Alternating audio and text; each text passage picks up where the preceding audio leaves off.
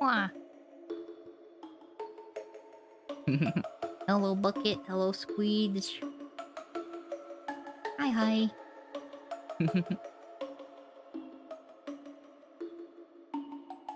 Hey, hope you're doing well today. Good to see you. Wah. There we go. Now I'm over here. Ah, a little bit later today, but I made the schedule for this week and put that up. It's got everything in order. I'm super happy. Everything's good. 2 or more. Oh. I feel that. That's fair. I basically, as soon as I got back in this morning, I was like, fuck. Everything like hit me at once. I was like, fuck. I could just lay down and just take a nap. But I didn't because stream. And I don't need to take a nap because then I'll be up all night. And I don't want to do that because I'll be up all night Monday night anyway. Basically.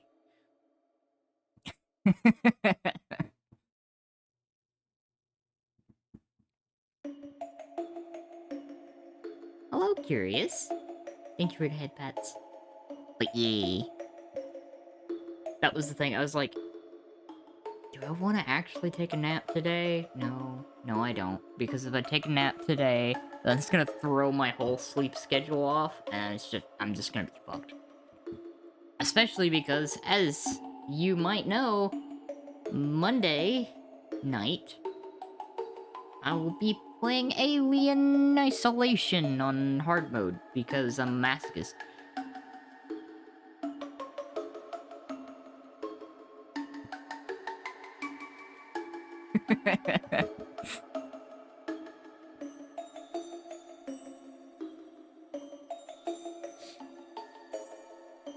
But yeah, there's that. And then we're gonna be playing some Destiny Tuesday. Xenomorph's just wanting to give you harder hugs. Yeah, it's wanting to give me harder hugs with its little mouth thingy. Which I don't think counts as a hug. But you know what? I guess that's fair.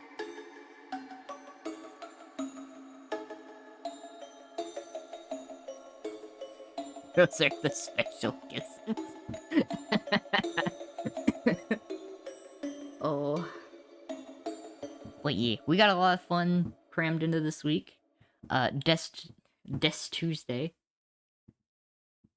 for instance. I'll be trying to collect a Bungie bounty.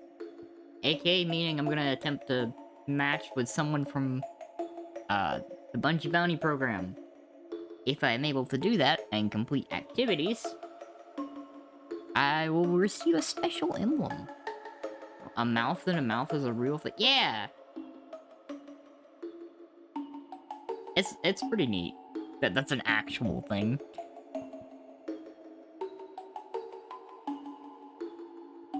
And let's see, Wednesday is still off day, of course. And some of you as well might be as excited as I am for this, the return of Faso. I am excited. Me and Faye are gonna play some stuff again Thursday. And the start of the subathon will also be Faso. Surprise! Ta-da! Moray eels, they always look like they told dumbass jokes and are waiting for someone to laugh. You know, they really do. That's fair. They do look like that.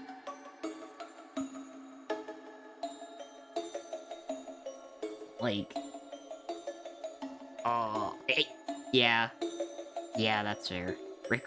Rayquaza's sprite in Emerald does look kind of derpy. I'm so excited. Got the Fae back this week. And of course, I put it on the schedule that Subathon's gonna bleed into Saturday, so there will not be an extra stream on Saturday. It will just be what's remaining of the Subathon and how long I intend on going. Because I could keep that up for who knows how long. We'll see. Time will tell how tired I am. But Sunday, again, will be more cozy vibes. Especially since we'll be winding down after Subathon excitements. So ready. Like, I have been looking forward to this ever since, like, I got time to do it. I'm like, fuck yeah, let's go. Let's go. Let's fucking do this. It's like, I'm gonna try to go for a bare minimum of 12 hours on Friday. We'll see how I'm feeling after that. But that's gonna be the minimum. We're gonna go 12 hours, internet providing, and or anything else providing. And we'll see if, we'll see if we hit these goals. I should probably also find something to keep track of the subs. Clears at internet to keep in. Yes. Yes, indeed. I should be doing that.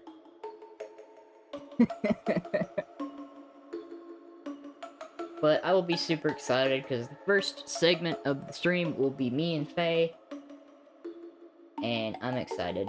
Primarily because I'm excited to be doing stuff with Faye again. Very proud of her.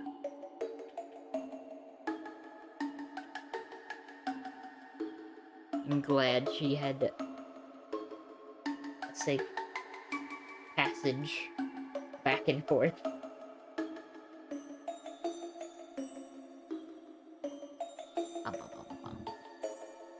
Mr. Faye.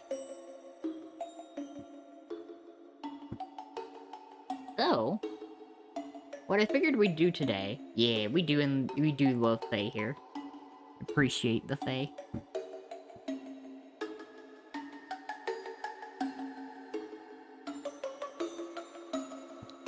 Yeah. And of course, like, a lot of you know, Faye is the main reason I have been pushing myself a little bit harder. Because, I mean, that's... Yeah. Faye basically gave me the kick in the right direction, so, I greatly appreciate that. It's like, I have been putting a lot more time and effort into upgrading the stream as much as I can. Cause like, as much as I do enjoy to stream, I am a little bit limited with this laptop, which, thanks to this little image here, and I say little even though it's taking up, like, 90% of the screen, this is gonna be, like, a big push to get closer to acquiring a desktop, so that I can fill the world with more cursed things. Basically, a desktop will enable me to do really unhinged shit at my own whim. Let's get the character. Yeah, because it opens up two things. One, it allows me to do more unhinged shit with my PNG in the meantime while I wait to get a model.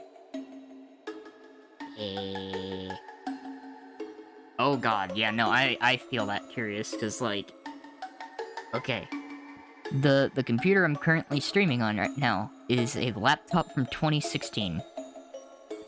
It has an Intel i3 processor and integrated graphics. This thing ain't doing a lot. Yeah. Yes. Yeah.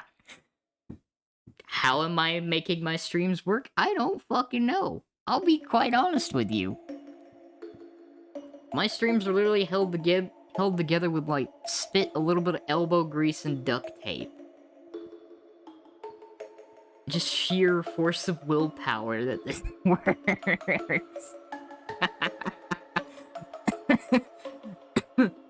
How has it not bricked itself yet? I asked myself this question, the same question. Spiral energy. Because believe me, the headset that I'm currently using as headphones right now, also equally as old, if not older than this laptop. The microphone in it was starting to go out, so now I have an actual, like, microphone. So, like, there's an investment in myself and slightly more quality. Because I can use this little mic right now.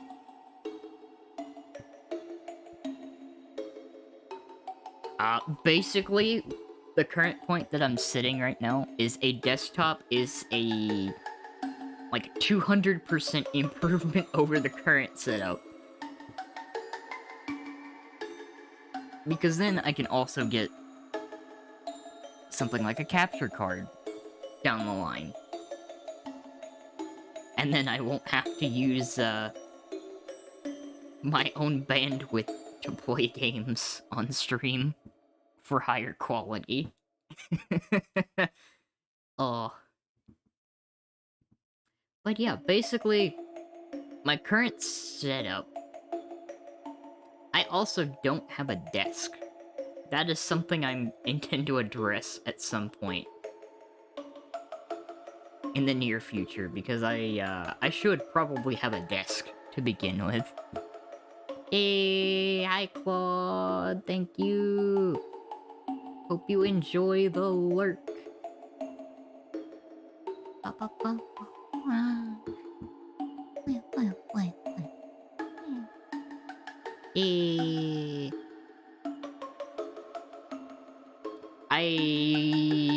probably should also consult with some people that are more knowledgeable on PC parts, because I think I can put it together. I just need to, suddenly we get Luis to get your own thing. I mean, that might, I would absolutely commission Luis to make some BGM. That would be a pretty good plan. Cause like, I think everyone in here probably knows at this point, Luis is a very, very skilled musician who makes very awesome music. And I know some of you were there for Luis's concert last night. I'm not doing it until he shows up. That's fair. That's fair, Squid. But yeah, Luis did a concert last night, and it was fucking awesome.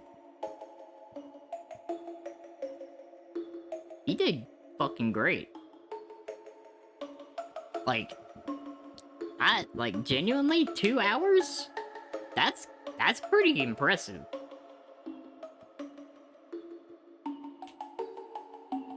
That was good.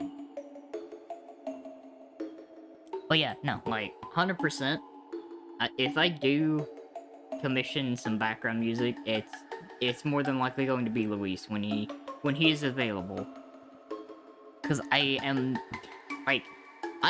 not going to overwork Luis. Appreciate Luis a lot. I will, however, potentially ask him if he wants to do another, music talk stream. Because the last time that we did that, it was pretty fun. Mainly because I enjoy talking about music, and Luisa enjoys talking about music. Because, like, I think last time we went over the history of metal, which was fucking rad. We got the fucking chart out. History of metal was fucking rad. But we didn't really get into a whole lot, because time. Oh yeah. but we touched lightly on our collective musical history, because mine primarily just ends up me being fascinated by music, not really inclined to pick up instruments. You say it was metal. Yes. Yes, I would. Thank you, Bucket. uh, Conversely, like, I was not as inclined to pick up an instrument. However, I was inclined to learn vocals. Was in choir for a little bit. And I say a little bit because I mean, like, maybe a year. Because hymns not my thing. I mean, I could be. I will attempt to seduce everything, so, you know, that's fair. That's fair. I have all my points in luck and charisma.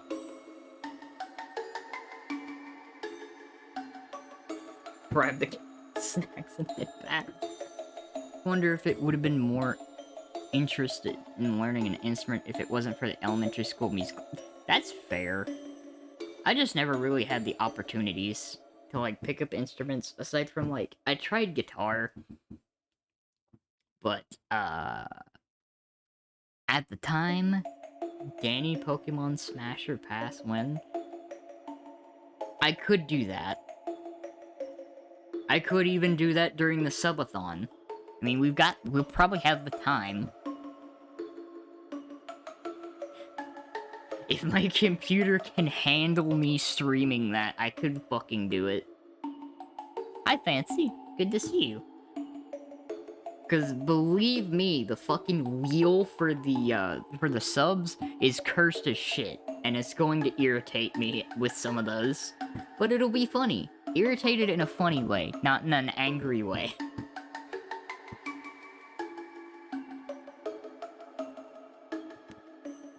But yeah, like, I tried guitar for a bit, but I didn't have the discipline to keep with it. So I, like, eh. Say wait a few weeks at least for the new games and all of their Pokemon to come out. Okay. That's fair. And yes, funny haha, as in, I took one of Faye's ideas. Well, I took some of Faye's ideas for the punishment wheel, and threw those in there. Like, for instance, some that I can say without spoiling the entire list of things. Eat a tab of butter. That's on the wheel of punishments.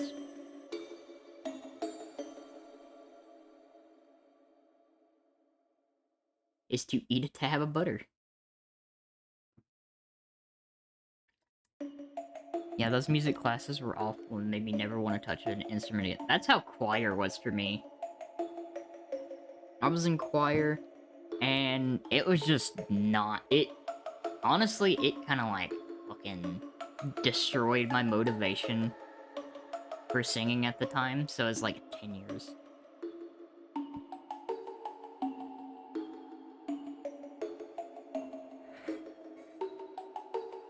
Also heard Bucket groan from across the hall at that one. The eating a tab of butter?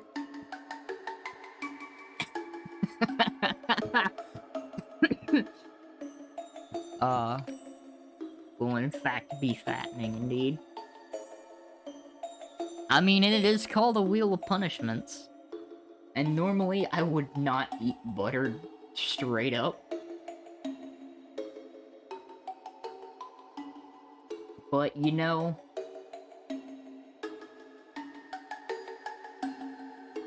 Subathon time.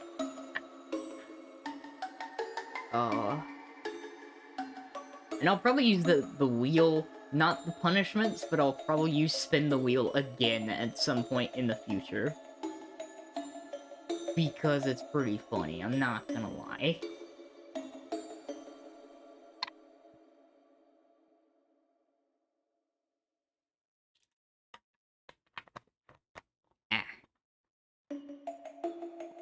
So I have that planned. And I'm also getting prepared for the sub goals, should we hit them. Also, I wanna play this because I found another non-copyright song.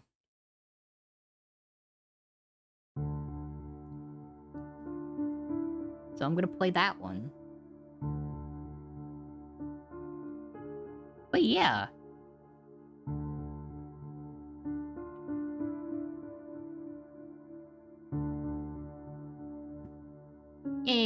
That's good to hear, Bucket. That's very good. And also, let's see what else? Oh yeah, now I'm preparing for the subathon goals. Should we hit them? Because I'll bring them back up again. As you can see, there's a few in here that I would have to do like a little bit of preparation for, like the karaoke stream. When I do that, it will probably be the first stream I do that week. Oof. Walked into an abandoned funeral home with this music. You know, possibly. This is actually by the same person that the music I have been using for my starting soon. This is also by Miyu. This one's called Outcast.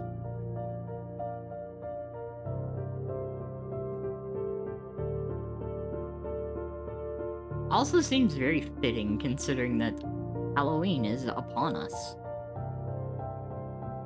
But, the karaoke stream I will have to do a little bit of preparation for, and I have been basically getting over this cold as quickly as possible, and warming up my voice. And I can say very easily, my voice is in the best condition that it's been in like a decade. So, do with that information as you will. If I did not have the lingering bits from this cold, it would be even better. So, I am happy. Also, hi DJ. Yeah, thank you, Curious. There we go. I'll go back to this.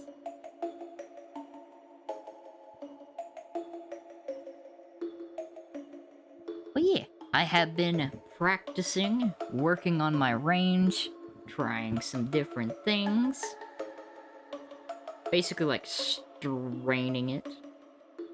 You do have the right kind of cute, mischievous radio voice. Nice! And I read that as radio and it's ratio. Nice. I can read. I have reading comprehension.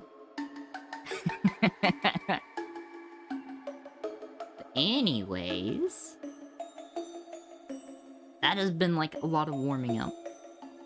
Because let's just face it, I can easily mess around with my voice just a little bit and kind of change it. I have a little bit too much fun doing this, by the way.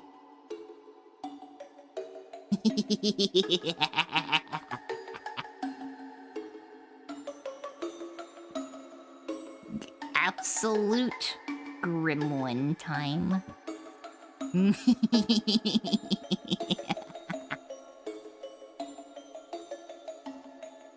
But yeah, no, I have been getting to the point where I can do that easily, and I'm so happy. Because I could easily change my voice at a whim.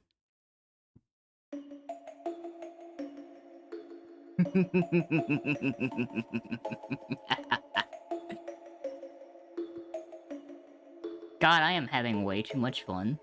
And suddenly...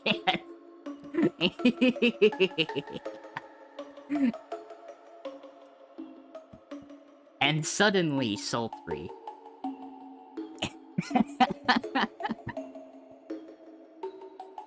And like that, the switch has been flipped.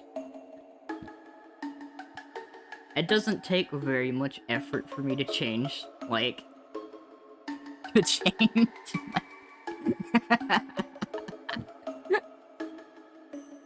Like, I can literally change my pitch at a whim now, and I'm super happy.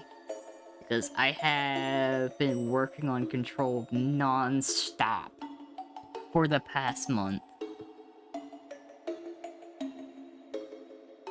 Like, last night made me so happy. Oh, alright, Bucket. Thank you for stopping by. Hope you have a good day.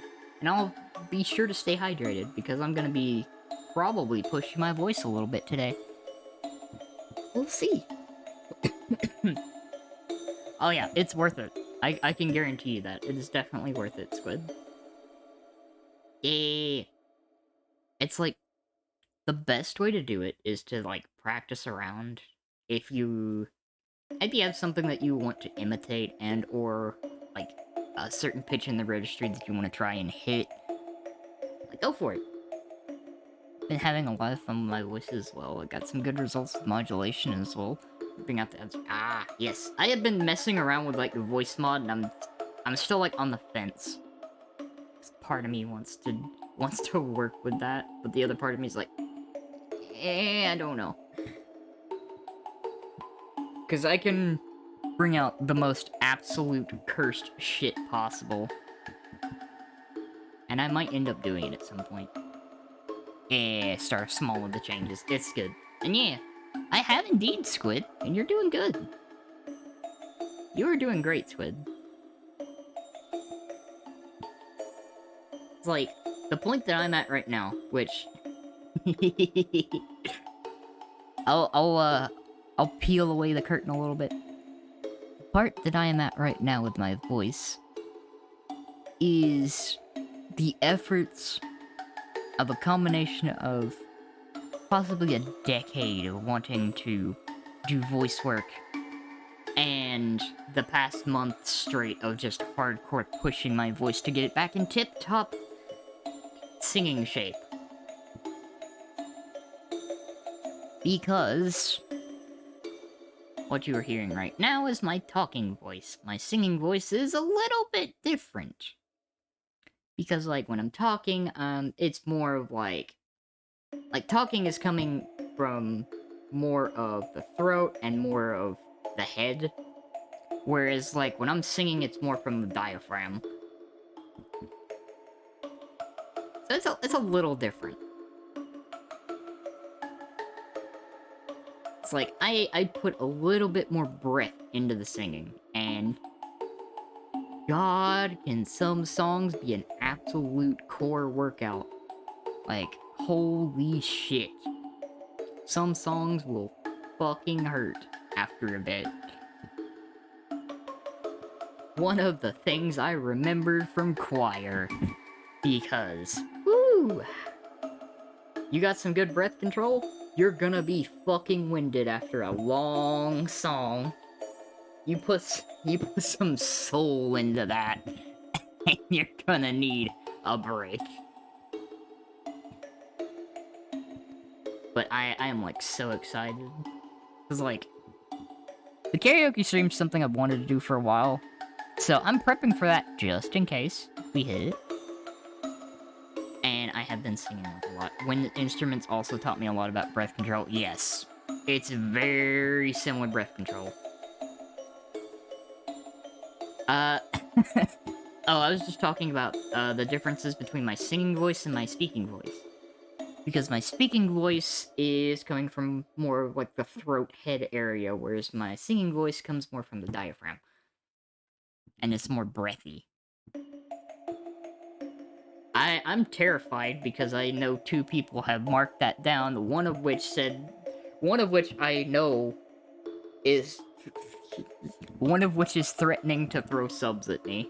And by threatening, I mean encouraging me by throwing subs at me.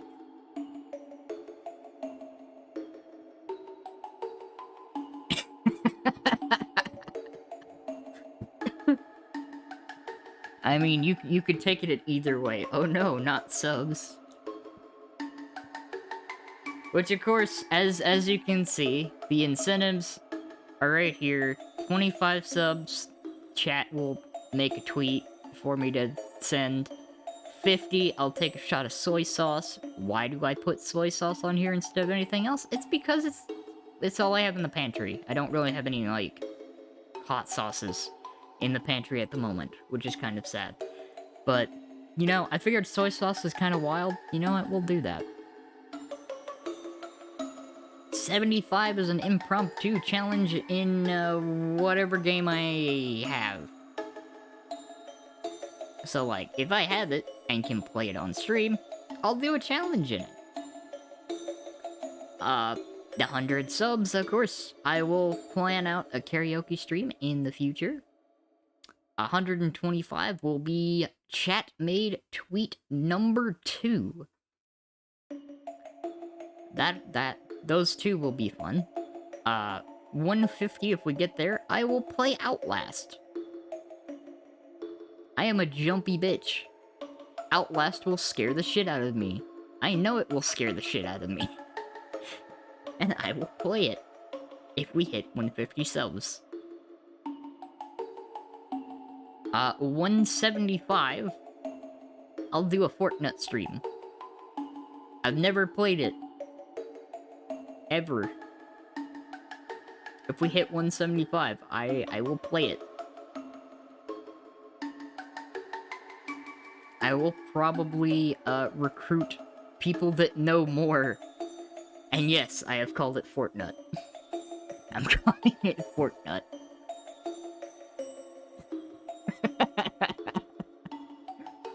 Why? Because it made me laugh, that's why. 200...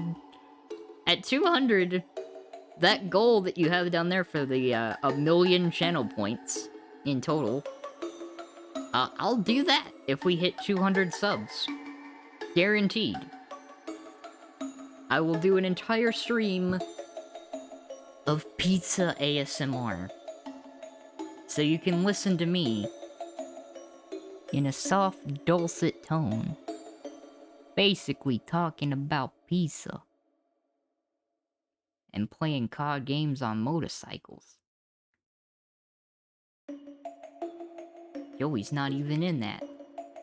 But you know what? We'll make it work. I don't know how, but we'll make it work. Basically a whole stream of that. Is that gonna be hard as fuck? Probably. But that's what you have to look forward to at 200 subs if we get to that point.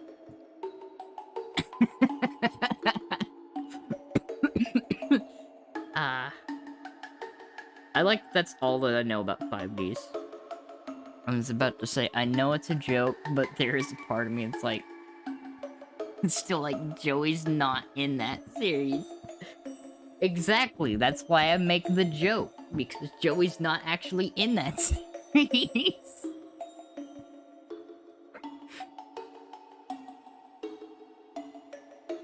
It's in the similar vein of comedy as I'm at Soup.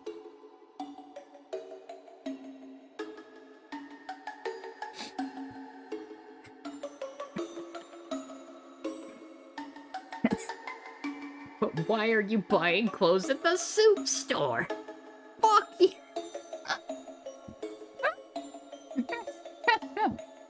Hi, Krim Krim. Good to see you.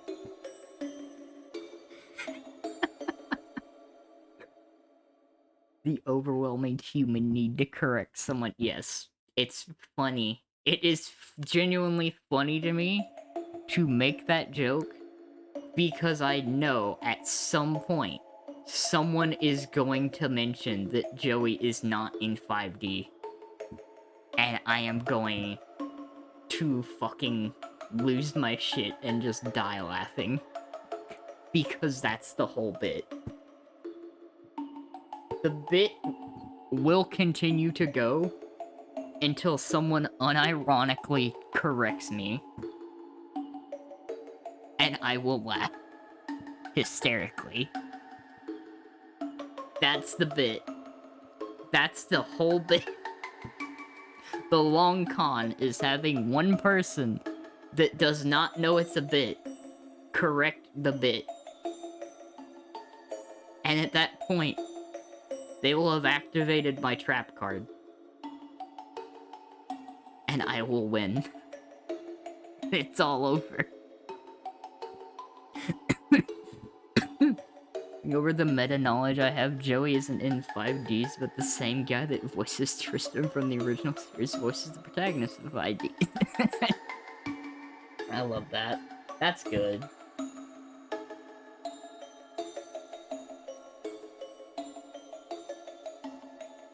Also, I know 5D because of me. A Stardust Dragon Tech and Links. This is the best part. I watched maybe the first series of Yu-Gi-Oh!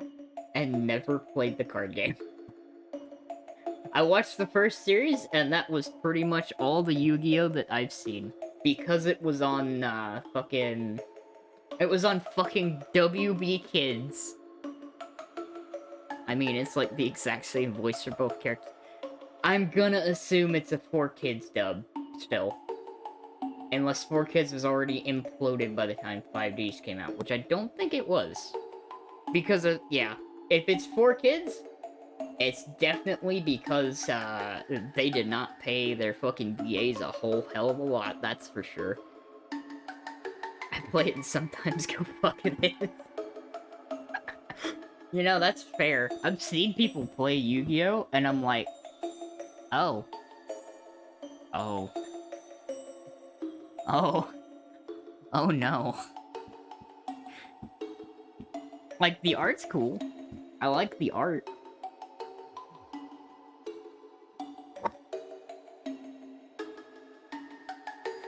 But, yeah, I would believe if it was the last 4Kids dub, because... Holy shit, 4Kids was a hell of a thing that existed. My god, did they do something. Sarge, hello! Hello, Sarge. Thank you for the raid. Hey, tenants. Hand traps. Hope you had a good stream.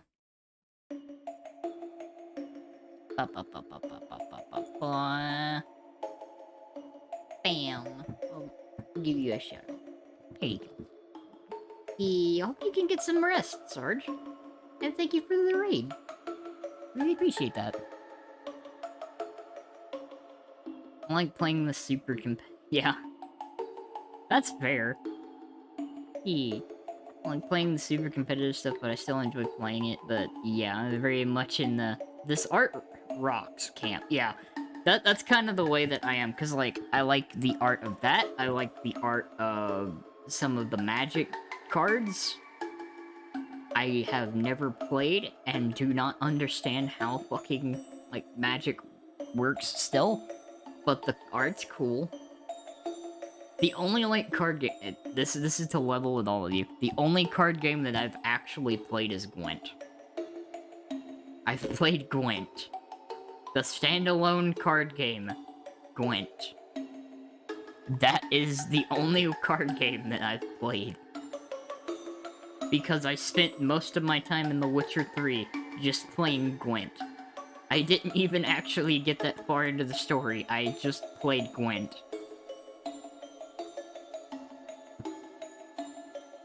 It's a hell of a drug. Goddamn.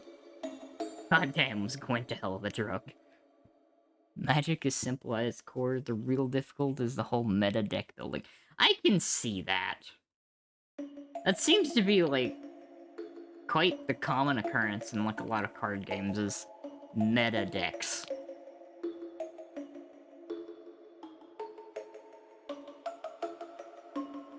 Me, not super good at meta.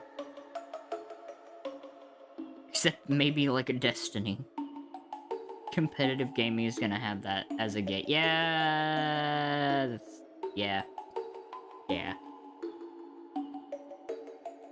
Staring, shaking my fist at fucking Overwatch 1.4. where literally every single fucking game as a support I get goddamn soloed every single fucking time because fucking everyone on the entire fucking other team decides, you know what, this healer? Fuck this healer. Who cares about the rest of the team that's around them? Just fuck this healer in particular. That is my experience playing Overwatch 1.4, by the way.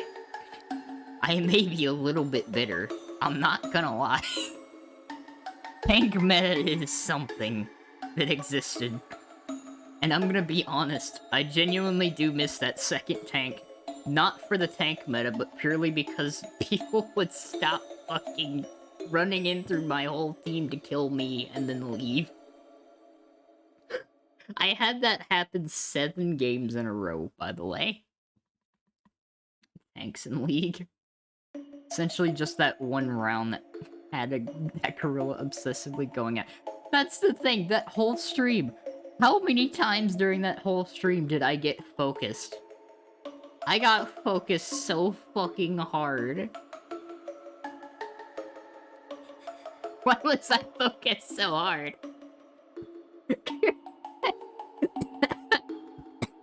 Strongest cards in Yu-Gi-Oh! Is a lure. Love that.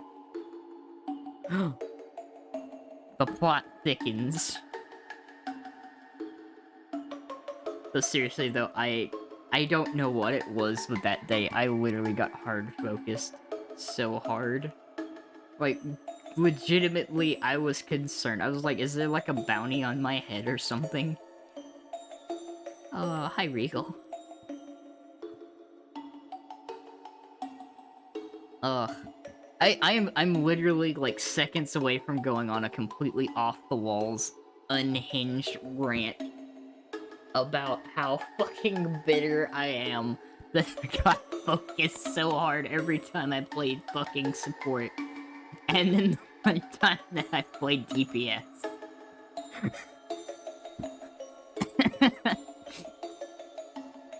Oh. This is what's happened. I have been playing Overwatch to try to get a skin, and I've just become unnecessarily bitter that I get hard focused because I play mainly support.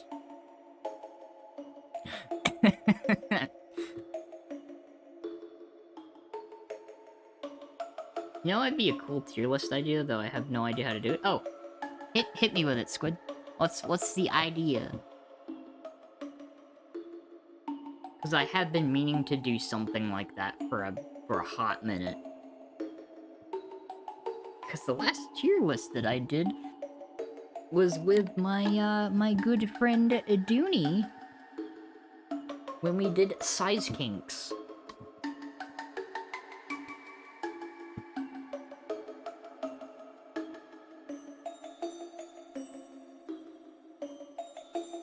I think I would say this, but I kind of missed the loot box. I missed the XP that they had when they had loot boxes. Because, like, at least then, when they had the loot boxes, it was 2 games per XP level. Now it's, like, 4 wins for XP level.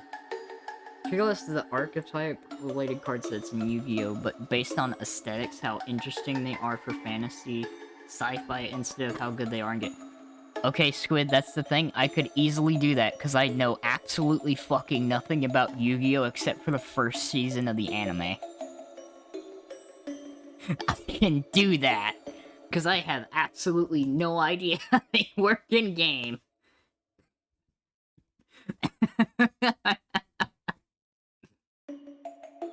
Also, yes, Fancy, I did a...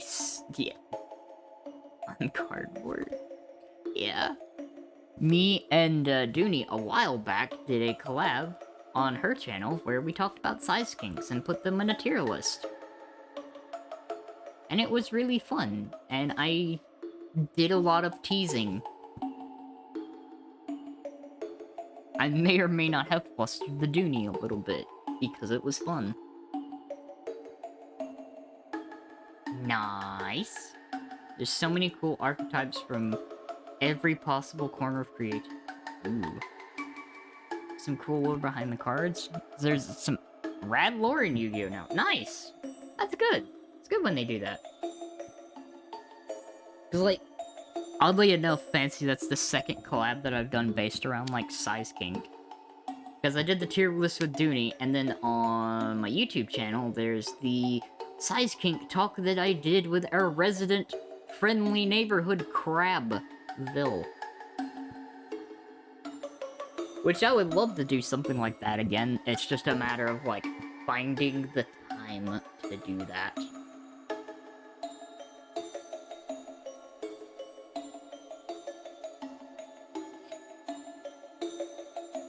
Indeed, we do in fact love our friendly neighborhood crab. Oh, I pulled it up for reference because we were talking about stuff and I just haven't put it away. Let me do that. There we go. I can put that away now. Still need to find that. Oh, I mean.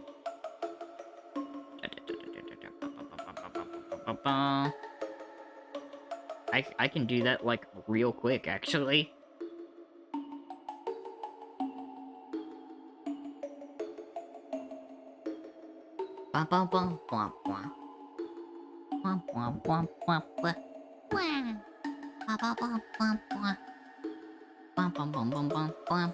This is why I love the fact that I archive everything on YouTube.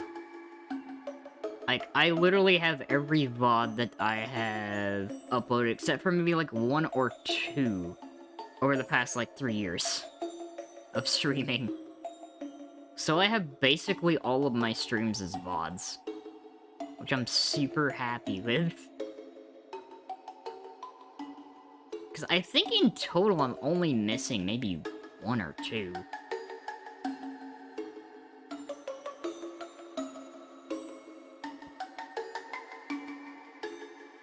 Bum bum bum bum bum ba-da-da-da-dum bum bum bum bum bum ba-da-da-dum bum bum bum bum bum ba-da-da-da-dum bum bum bum.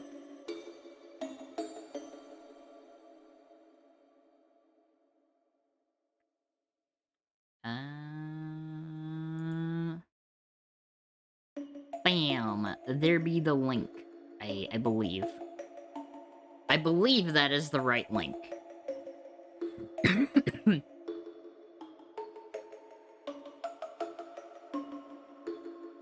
I'm so happy that I know where, like, all of this stuff is. Literally, my unhinged, mostly unorganized uploading of VODs. For some reason, I know where almost everything is, and I can also just sort by popularity. Thankfully, I have the Face of Blade stuff in its own playlist, so it is organized from start to finish. Yeah, no problem. I enjoy sharing that one in particular, because that was my first, like, proper collab as a VTuber. And it was also Vill's first collab, if I remember correctly. I hold that proudly, by the way. That's something I hold proudly, because I am fucking proud of that crab. I'm happy for my friend. He's doing great stuff, and I'm happy to see his channel grow.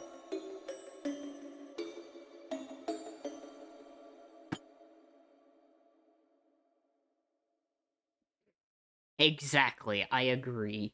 Vil does in fact deserve it. That super supportive, wholesome, degenerate crab.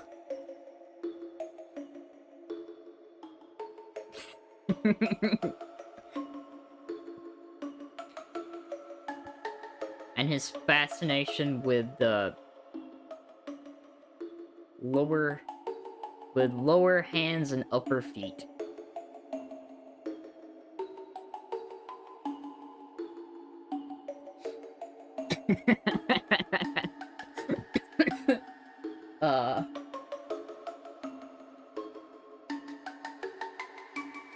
I'm so glad.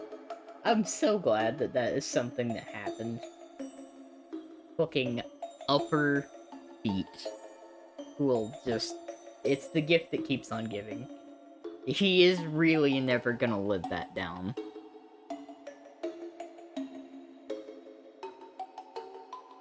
I was really glad to hear that he had a fun little, weekend. 'Cause that's cool. I'm glad. I'm glad he got a little bit of time to, relax. Enjoy a weekend. Not going to live it down.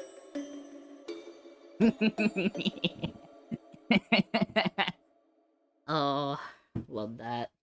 That's good.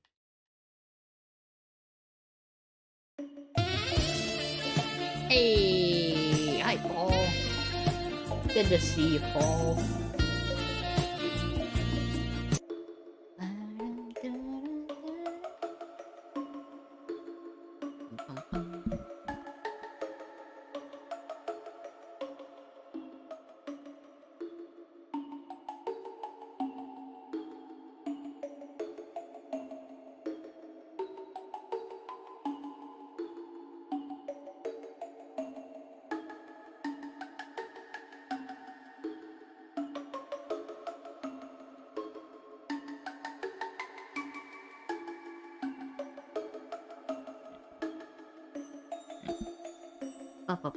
There we go, now I'm back.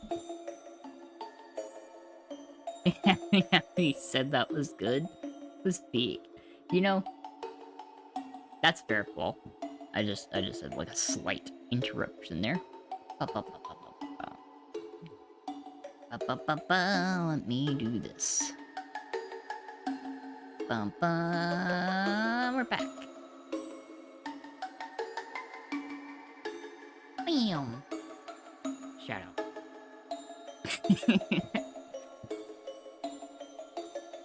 I will say this again. I like that they have an integrated thing now, but I still think the timer on it's a little too long. You know? Like, the time in between when you can give shoutouts, I think might just be just a tiny bit too long. Just a little. If they can add, like, a setting in which case you can tweak it a little bit, I would be a little bit happier with it, but it's good. I can definitely say that it works. It definitely works better than the external one. I was about to say, surprised there's no, control on the streamer side to just... I haven't seen it yet. I need to, like, look through settings and see if there is something that I can change it, but I don't think there is currently. I think it's just a universal set time. Just constantly shouting out the homies. Yeah, that's basically what my channel... I'm gonna be honest, that's basically what my channel is. Speaking of doing a little supporting and stuff, I think after this stream, I might post a little something on Twitter that might be interesting. Because I'm gonna see about doing something. Since I have been making it my objective lately to pop into more streams and hang out and see, like, what people are about, I might see about doing a little research tweet.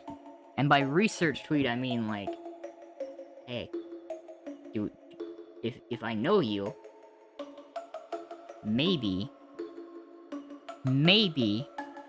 I might end up lurking in your stream at some point. Look at this amazing goober. Go follow. Exactly. Yeah, the tweeters. And yes, research. I might be doing my void-based celestial horror cat thing and sneaking around lurking in chats, seeing what people are up to. Like, for instance, last night, for a little bit, I was lurking in Sky's stream. Sky was playing some Dead by Daylight. Like to be having a lot of fun.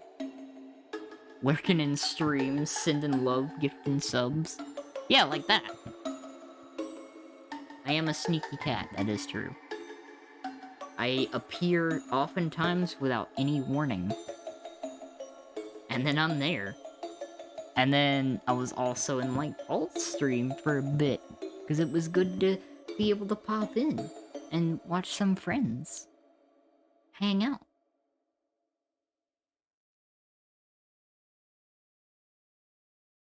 Needs a peek or look. I need emotes at some point. Because, like, my current emotes are mostly just me taking a screenshot of my model and then my ass. I'm very proud of the last one. Again, a big thanks to Claude for that lovely art. Claude also did the art for my starting sin screen, which is really nice as well. Big thanks, yes. So, like, the pieces of art that have been done by Claude, that I've been using, the emote, the starting sin screen, and the little image on the schedule that was put together by Squid. Squid made my schedule template. So yeah, the little schedule that you see me put up every week with this background and the cute art was put together by the Squid. Colonel, I'm trying to lurk on my friends with a clap on my ass. She keeps alerting them.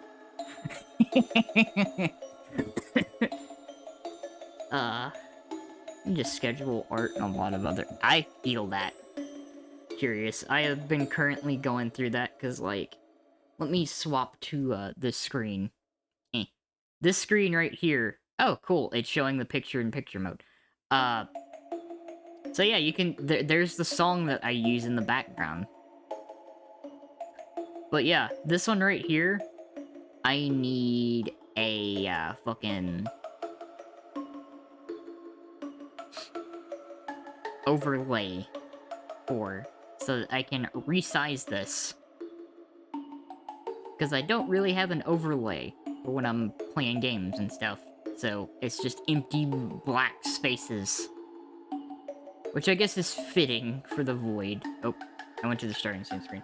Depressed skeleton. Yes. Depressed, photoshopped in skeleton.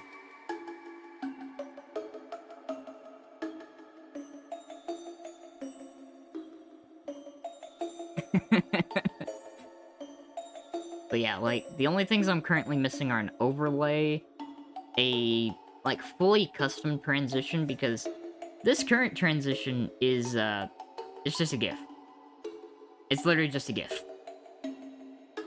But it works so well, and I kind of want to get something like that. And or make something like that. But I would have to learn DaVinci. And I don't know if my poor laptop can handle rendering something in DaVinci.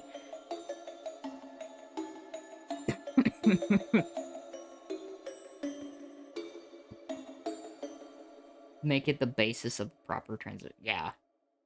I think it would be good to have something like that, because the glitch effect is definitely something I want to play into a little bit more.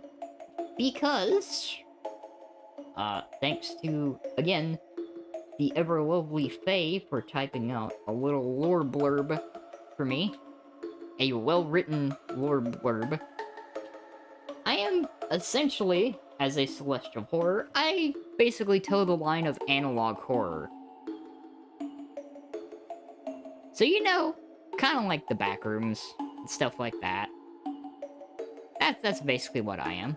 But instead of, oh, I'm going to viciously maul you, I I am going to, like, hug you and potentially, like, glitch out reality. Don't worry about that. It'll be fine. Just give it a little bit. If you see any, like, sudden glitches in real life, don't worry about it. It's just everything going according to plan. Steals your Dunkaroos, but that's about it. I am indeed one glitchy gal. And a living glitch, yes. It is true. I am capable of glitching out both the stream, reality, and games. That's a true fact. If you see any glitches in real life, it might be me. Just saying. So you should not worry about it. It'll be fine.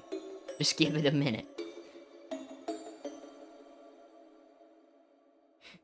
If it's not fine after a minute, try turning it off and then back on again, and it should fix itself. You aren't putting kids in animatronics, which... Glitches in this case are good, that's because it's you trying to hug me. Basically, I am a very soft cat that is inclined to hugs and support.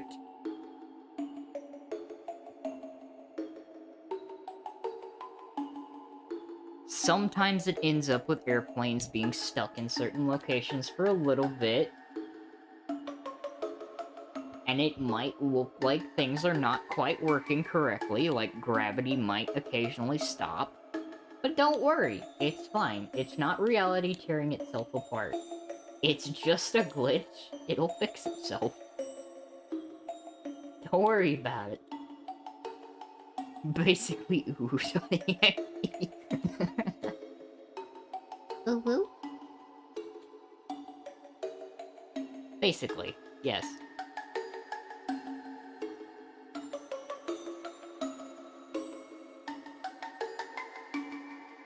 I'm just gonna let that one sit for a little bit.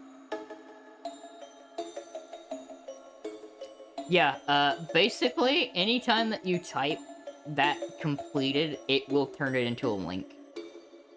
It does, in fact, do that every time that you make that a connected thing. So, like, if you put a space in between the period and the E, it will not make a link, if I remember correctly.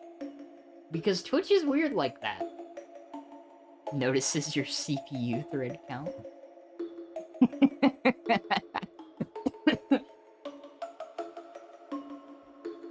So yeah. Essentially, all you have to do is just not click on that.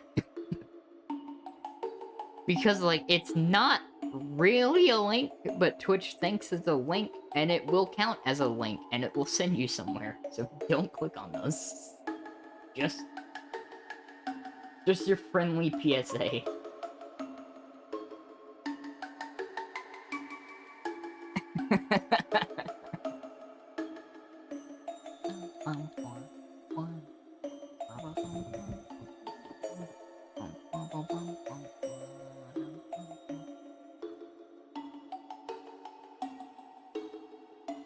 Made a fucking backrooms link. Basically, that's what happens, yeah.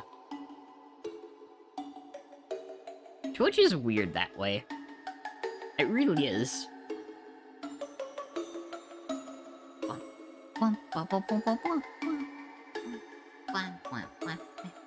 But yeah. I really should, find some place to put that little lore blurb.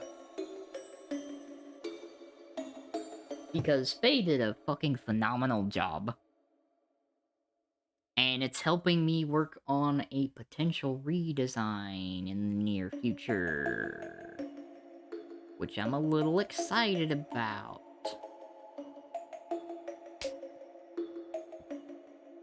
Because essentially, as an eldritch being that I am, that resides in the void, I take care of all things that are lost and forgotten about.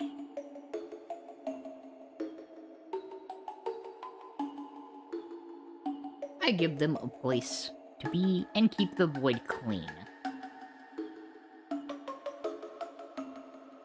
As my. Yes, I am in fact an eldritch being, a celestial horror, if you will. To be specific. I reside in the void, keeping it clean. Basically, of all things that have been forgotten or cast aside, basically. I basically take them, send them someplace they're appreciated, and keep the void clean. As a maid of the void. Why am I a cat girl? Because I want to be, that's exactly why. Hence the connection to analog horror. Exactly! Because, like, I myself may or may not have existed since the Industrial Revolution, because, haha, maids being on the way out, as well as cats.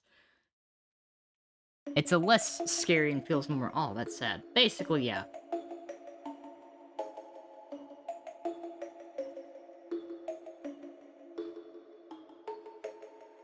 Also, it means, if, for instance, you have forgotten something, and or can't remember something,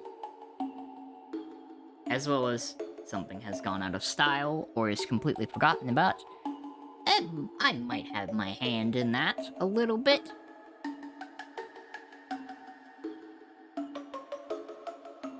All that stuff is sent in my direction, and I keep it out of the void.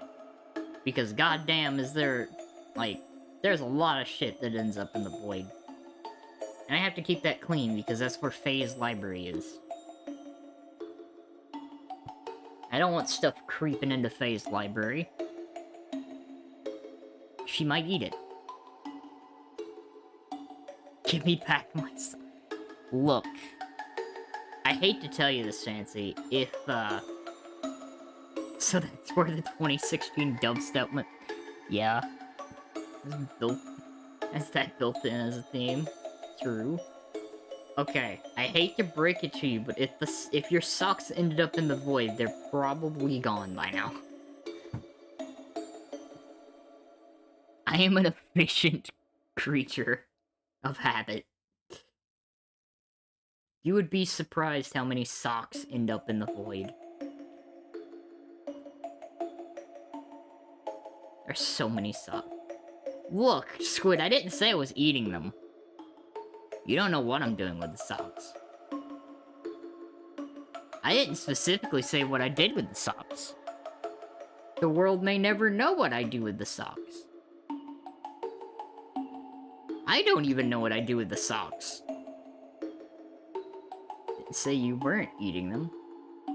Hey, I never confirmed nor denied anything. There's no telling what I have done with the socks.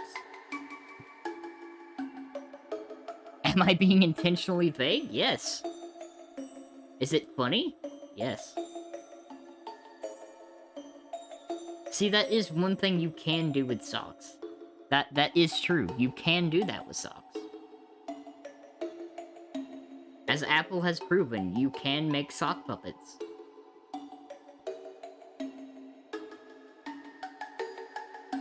But what if?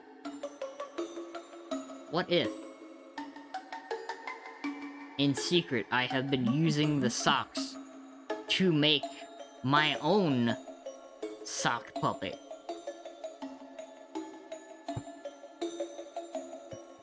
Bam.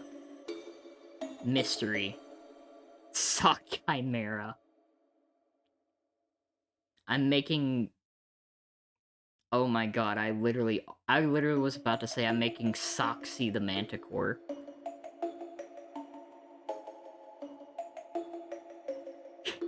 What the fuck is wrong with my brain?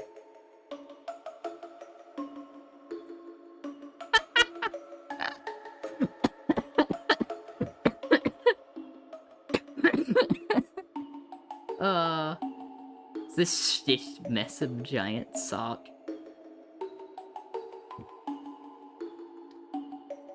Supernaturally comfy. I mean, that sounds like something I would do, to be honest.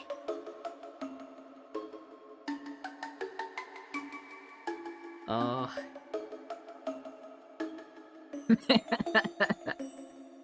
uh. God.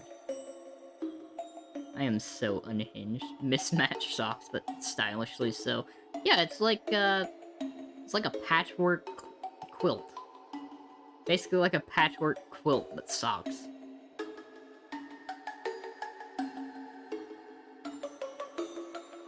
Yeah.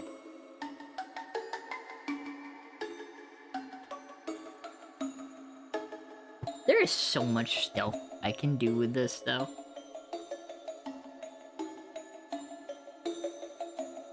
I will say, though, the lore-based redesign in the future will also come with a slightly different maid outfit. My goofy elder self going, I nom questions.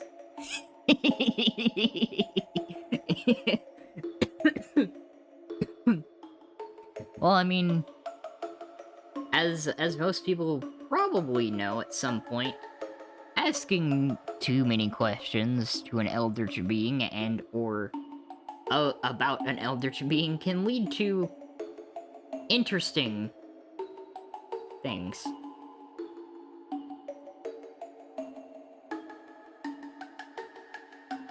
But that's the fun of it. Yes, it is the fun of it. It's fun for us. In particular. Yes, please. Please continue asking questions to the eldritch being. Pay no mind to the creeping insanity. Don't worry about that. That's just natural. Just let it do its thing. It'll be fine. Like, you ever played Bloodborne? Yeah, you're getting your insight. It's like, you're getting your insight right now. Just don't worry about that little eyeball in the corner. Don't worry about that number that's going up. It's fine. Don't worry about it. Hey, look, there's Steve. So you can see Steve now. He's over there on the building. Yeah, don't worry about that. Don't worry about the large eldritch being that is clinging to every single one of the buildings in town. It's fine. It's totally normal. If you don't look at them, you're fine. Speaking of, yes. uh, the Call of Cthulhu last night. Ooh, nice. Uh, you, you might know, the background that I'm using is from the game Call of Cthulhu. Which I need to play, actually. I have it, and I really do need to play it. So yeah, this library is in the game.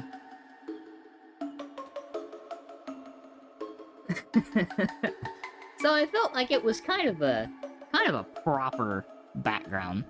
Explains the green itself. That was a big theme in the short story. Yeah. Green is a big, like, Cthulhu calling card. Which I'm kind of a fan of. It's very fitting. Also tentacles. Lots of tentacles. Yep. A lovely shade of marine green. We like that underwater sickly green shit, yeah. Prep was horrified of ocean stuff. Yep. Like, because who would ever not be terrified of, you know, a giant eldritch being ascending from the ocean depths with tentacles? Should be concerned considering... Should I be concerned considering how you said tentacles? Thank you for the hydrate bucket. I am staying plenty hydrated. Because I need it today. Also, I have a lovely mixture of tea and strawberry lemonade. Pretty good. Oh yes. Indeed. Indeed it did. Is not on today for Homer's. Oh no! Oh no, Bucket. Ooh, apple juice is good. But yeah. I myself am fascinated with the extended stuff that people have made based on all of the Eldritch writings. Because, goddamn, people got real creative with works on Eldritch abominations and horrors. And I love the fucking rad designs. In particular, the artwork really struck a chord with me. Cause, like, to me, it's in that nice little sweet spot of unnerving and just rad as hell.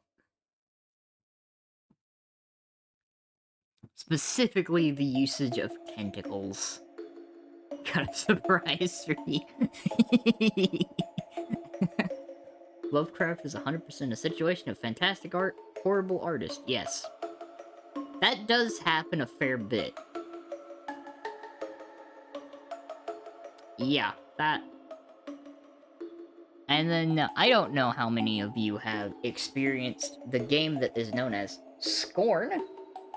That basically being based off of works by, Giger.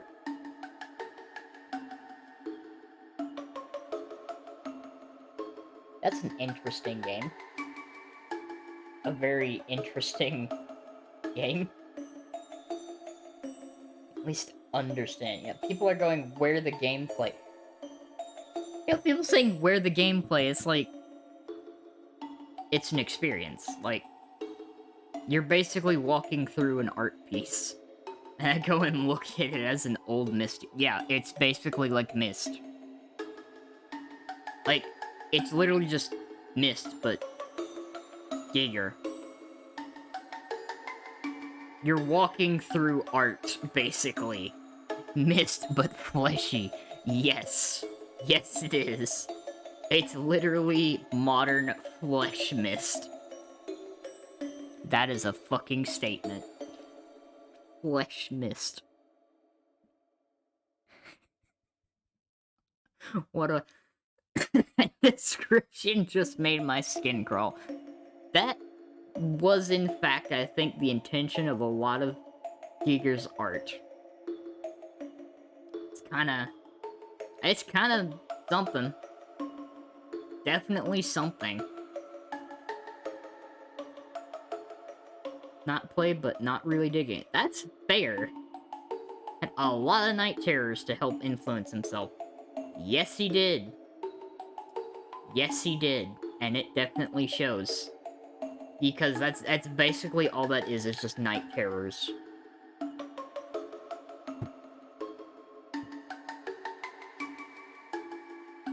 Like, goddamn. Those are some pretty fucking intense night terrors. Why is the fleshy gun sexy?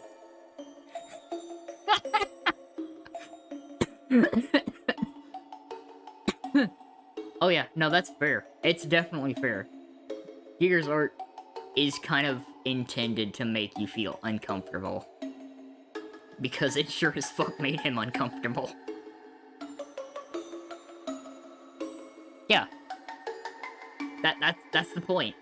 That is in fact the point of the art, is to make you feel uncomfortable. Because it was inspired by night terrors.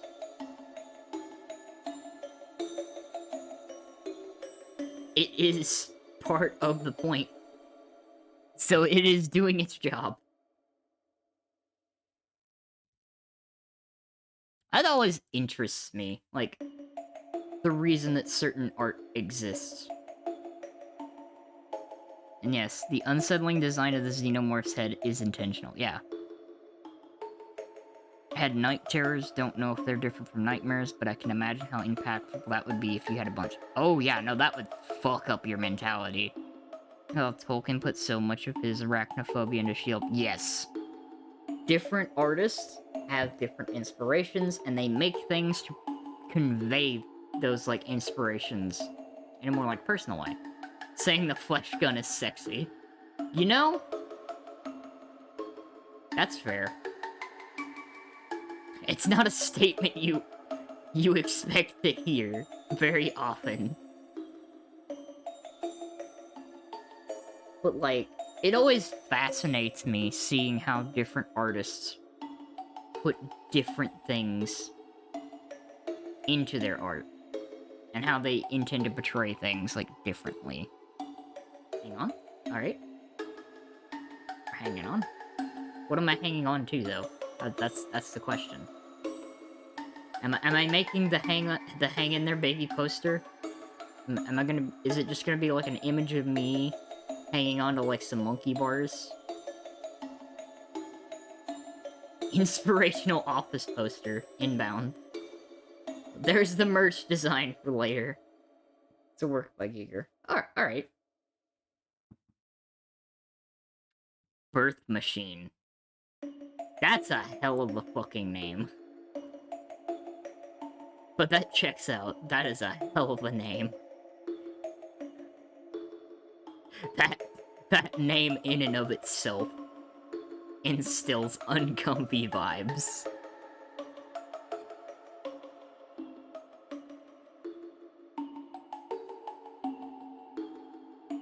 That's understandable. I don't like that title, but alright. Oh, absolutely, I like cursed stuff. I'm surrounded by gremlins, and I perpetuate cursed things myself. I am responsible for unleashing Catgirl Joey Wheeler saying "Ara Ara." Also sharing an image of chicken and waffle pizza with syrup.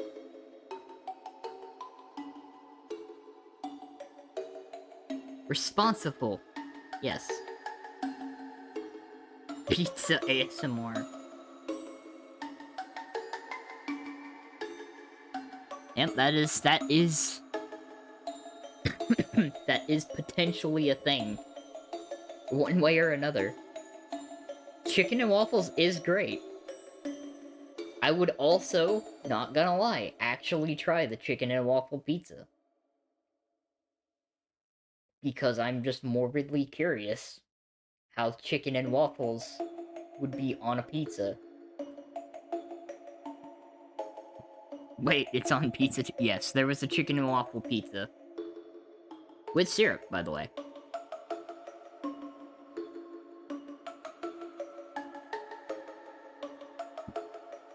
Like, one too many things.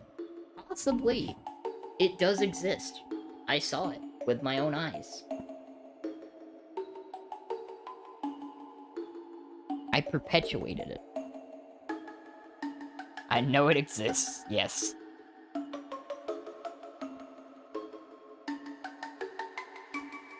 I want to focus on... What?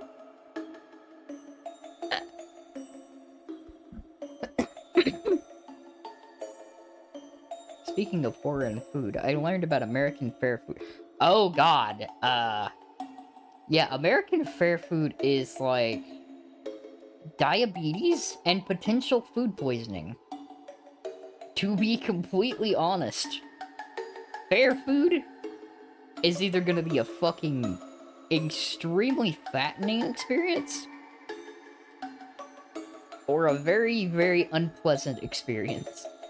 And on a stick, yes, it is also on a stick, primarily. They deep fried Snickers, they've deep fried pickles, they deep fried Oreos, see what else is over there. They've deep fried butter. Why the fuck anyone would want to deep fry butter? I don't fucking know. That sounds fucking awful. Like, I like butter, but a deep fried stick of fucking butter is like, what the fuck are you doing? Deep fried soda is also another thing. Thank you for the hydrate bucket. A bit of a Venn diagram of sweet and fried stuff, yeah. Yeah, now there's some, like, cursed fair foods.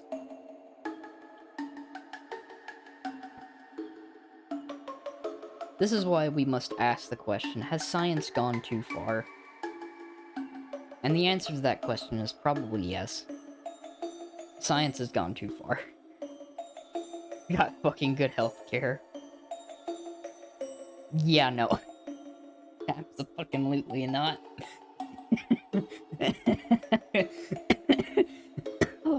What is healthcare, anyways? That answers your question. Oh. Yeah, like... the amount of calories in one thing, like one food item at a fair, is usually more than you need in an entire day. US is less likely than you think. Yep.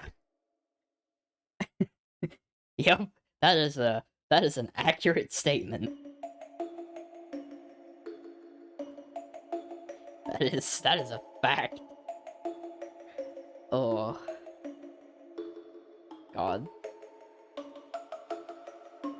Oh, fuck! Yeah, funnel cake. Funnel cake is definitely pretty good. Bye, Rob. Good to see you. Then I think about it for a second. Funnel cake, fair. Funnel cake is fair. That's valid. Because it's just pastry dough that's dripped out of the funnel and fried. Like, that's fine. You can cover that in powdered sugar, a little bit of chocolate syrup. Mmm. Nice!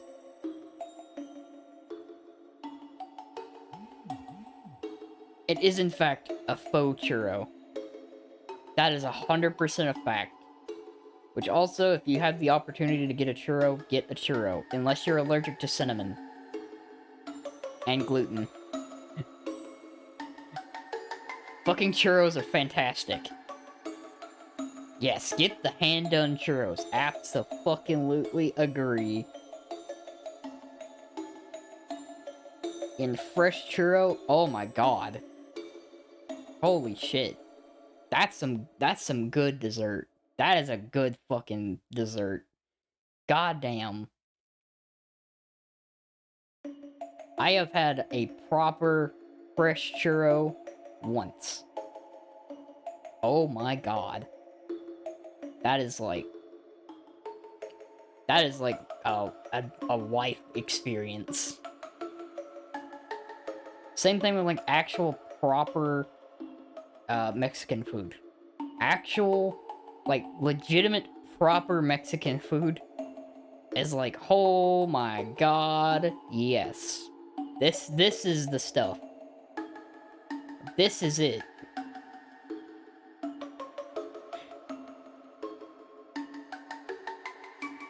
Woo! It's like having a proper street taco. God damn, does a proper street taco hit different.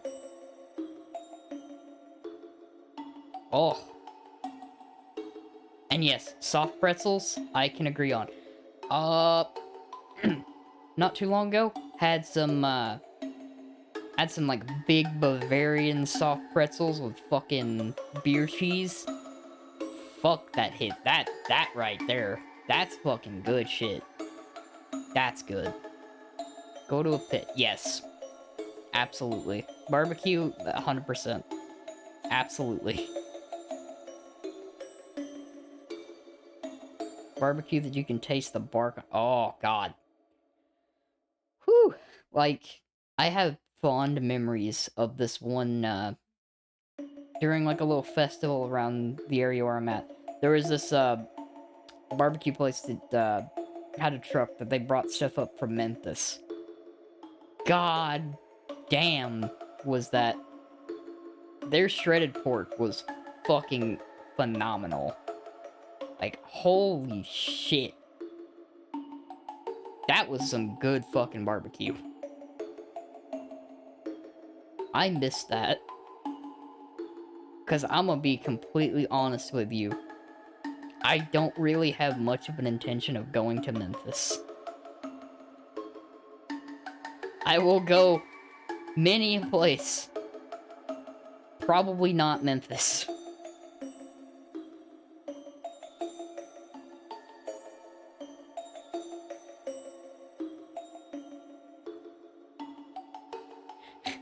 I will go many a place. Memphis is not one of those places. I mean, to be completely honest for my reasoning, they have on the fucking street, like on the fucking stoplights, do not stop after 6 p.m. I'm like, fuck that. Hell no. Hell no. Not today. No way. Nope. That's a big nope. I am good. I am good, my friend.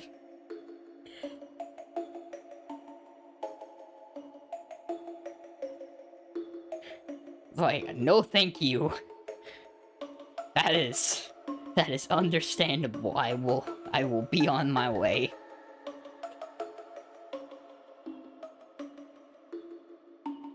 Like, there's a lot of food that I will go a lot of places for.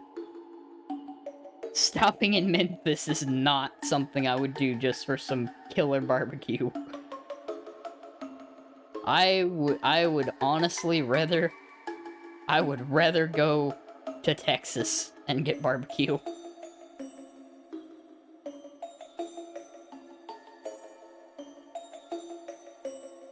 Although, to be quite honest, I would probably... Like, as far as, like, sauces and stuff goes, the one that I've had so far that I like the most is probably St. Louis.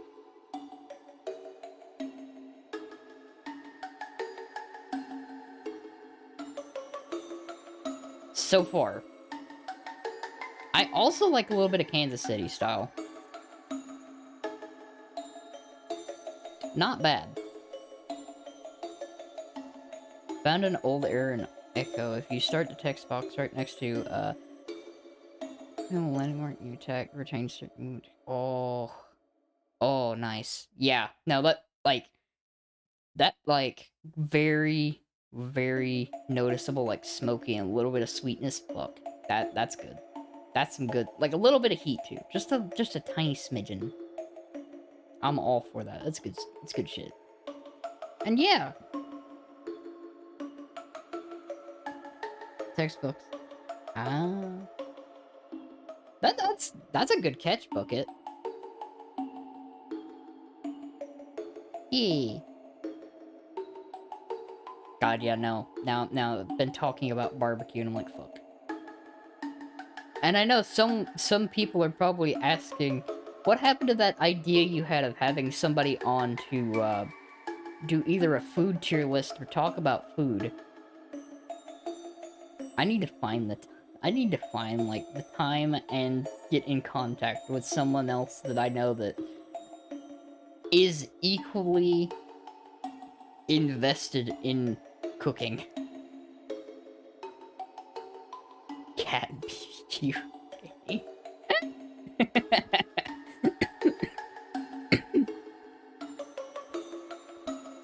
And hey, I mean, you did find it at least, Bucket. Accident or not.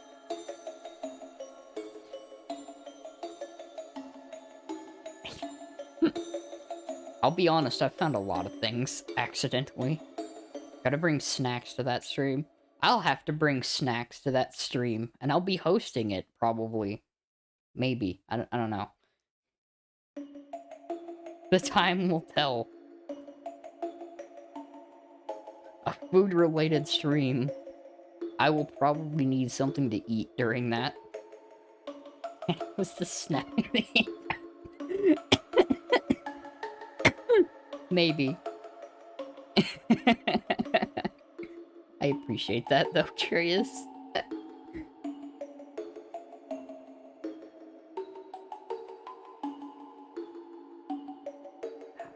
Keeping hydrated.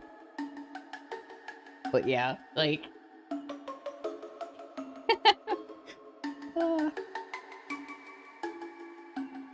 Yay, thank you for the hydrate bucket. I'll doubly hydrate.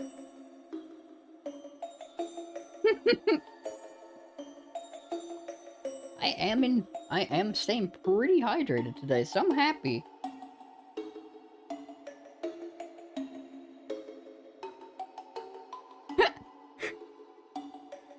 Bucket is fast. Bucket's on it. Bucket of water, as Faye says.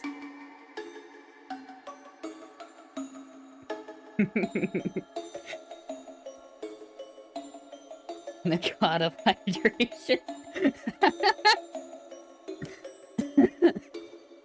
Have redeems for streams that go, you will self-care streamer do it. Yes. There is a reason behind that, because as I have learned from my early streaming journey to now, it is really easy to get caught up doing something and forget to actually hydrate and or stretch.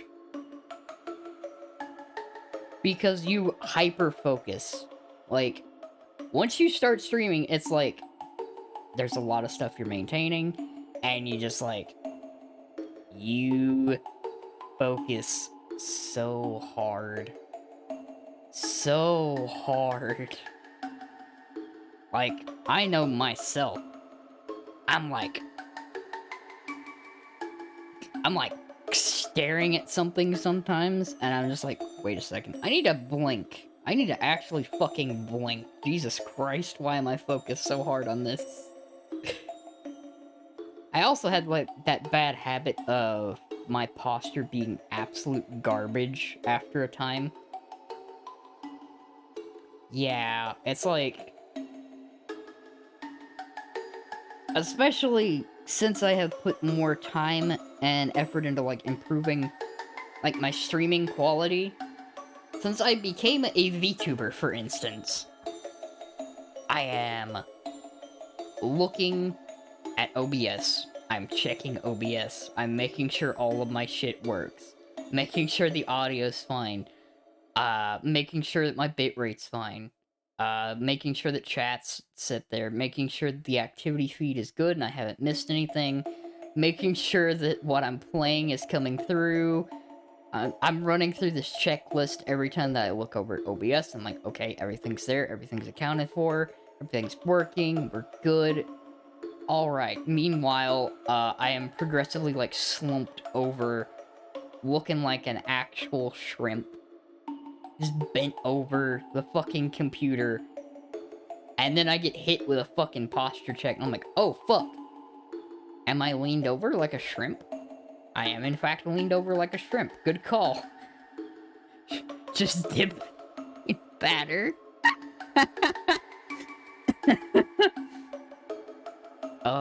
Barbecue shrimp's good. My favorite, though... Okay, tempura is up there. My absolute favorite, though, is, I'm not shrimping right now. I'm using it as a reference squid. I'm learning. My favorite shrimp is probably, like... Have you ever taken shrimp and made kebabs? Over a grill? Like, wood fire grilled shrimp kebabs? I didn't realize that Gerard had that emote either, but you know what? That's great. Like... God, I haven't had kebabs in such a long time. But wood fire grilled shrimp is like... Oh. Oh. Oh. It just hits different. Same when making sprite art, I just slowly lean close to the computer over time, even though I can zoom. Yeah, I do that. It's as good as this one of his. Yeah. I love that. That's good. Corn on the kebab.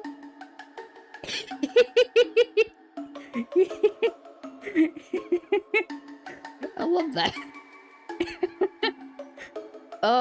Which reminds me, I know that he's doing a fucking debut tomorrow. That reminded me. The new model for Cabal on Halloween. Very fitting.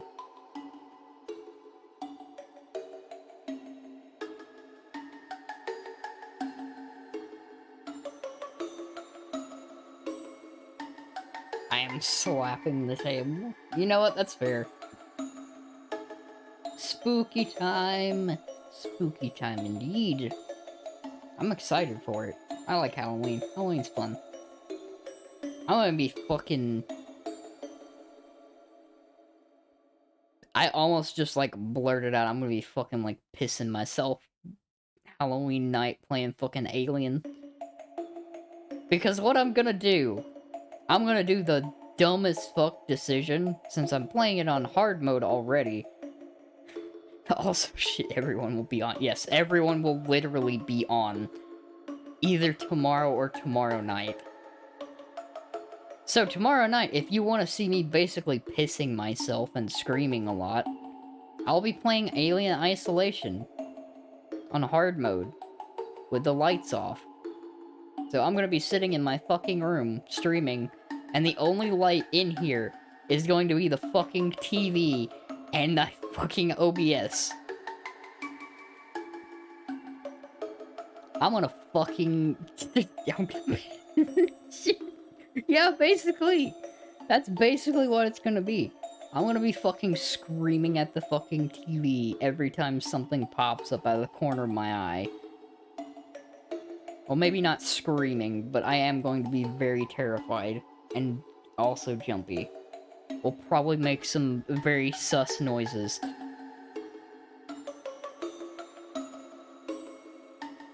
Be a lot of sus noises, and me saying... Actually, I'll probably be swearing about the normal. You mean like Vil when he did that collab? Basically, yes. Basically that. Probably going to be juggling streams like Corchester tomorrow. You know, I've done that before.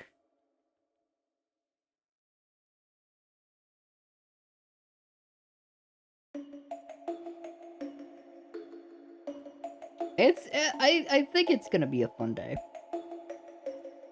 I don't know how long I'm gonna end up playing Alien, because, like, it's gonna be a one-shot for Halloween. So I'm gonna go as far as I can in the game until I get tired and or scared to the point where I don't think I can physically continue.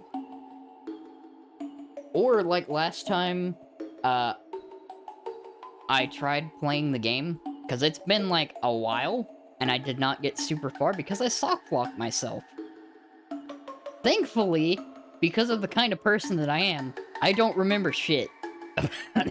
I don't remember jack shit about the game other than the aliens AI learning and adapting. Because I have, like, shit memory. Aside from, like, a few games which are really near and dear to my heart. Like, Xenoblade and fucking Nier. Xenoblade, I know because it's fairly fresh. And also because the story was really fucking good. And Nier, because the story is also really fucking good. I like Nier. I really do. And to an extension, I like Yoko Taro. Because Yoko Taro is fucking insane, and I love it. He also takes no shit. And I kinda live for that. What an eccentric man.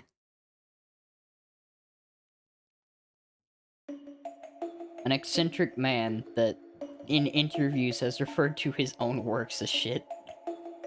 He is, in fact, his own being. He also unapologetically acknowledges the existence of intersex people. And I think that's rad as hell.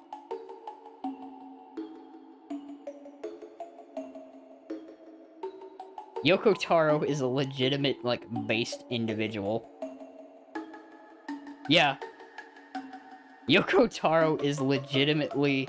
He is eccentric as hell, but he's, like, from everything that I've seen, a genuinely decent human being.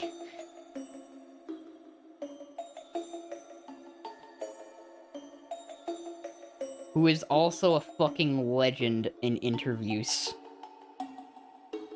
Because literally, there is several moments in the interviews where, like, I think he was asked, like, one question, he was just like, I don't like this question, so I'm just gonna leave the interview. takes a mask off of his mask, leaves it on the fucking table, and just walks away. He's eccentric, but not out of his mind. I just like the fact that he has a mask underneath his mask. I wonder how many layers deep that is.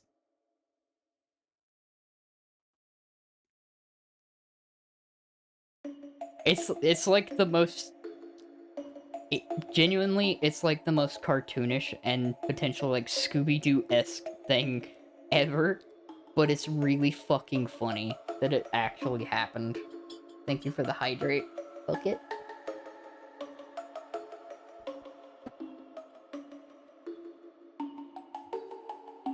Part of me wants to see if I can find that fucking, video. Thank you for the posture check as well, Smith.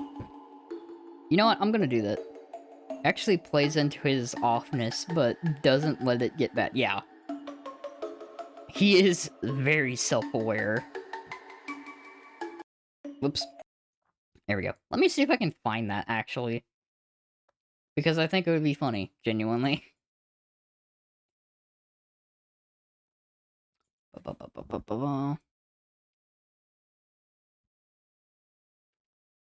I like how Yoko Taro interview is the first thing that pops up.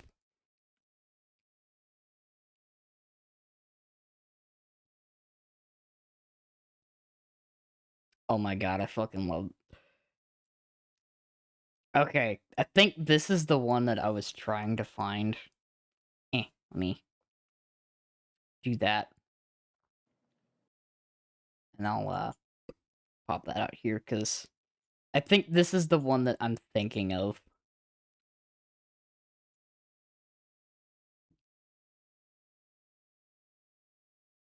Let's see.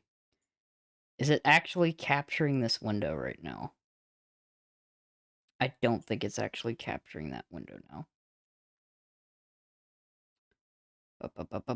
There we go. That's not the real one. That's the real one. There we go.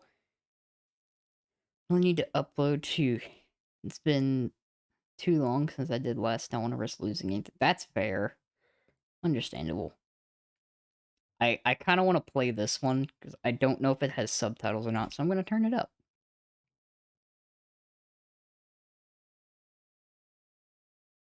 Question number 5. If you worked on a different and existing Square Enix series, how will you see your version of it compared to past titles? Okay, question number 5. If you worked on a different and existing Square Enix series, how will you see your version of it compared to past titles? わかりました。スクエニで他のシリーズの作品を手掛けるとしたらどういうものかっていうのなんですけれども、スクエニックスさんといえばですね、非常に美しいグラフィックが有名なので、そういう美しいグラフィックに僕のクソみたいなシナリオがついたら想像を絶するゴミが生まれると思います。So yes, everyone knows Square Enix for their beautiful graphics. So if we combine my shitty scenario to that formula, I'm sure we can come up with some garbage that'll just exceed everyone's imagination.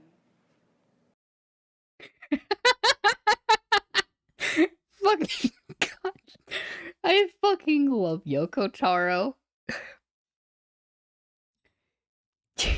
Fucking just... He has no fucking chill. Either.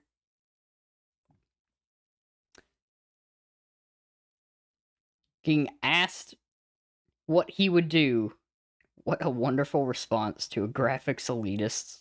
Yes, it is indeed.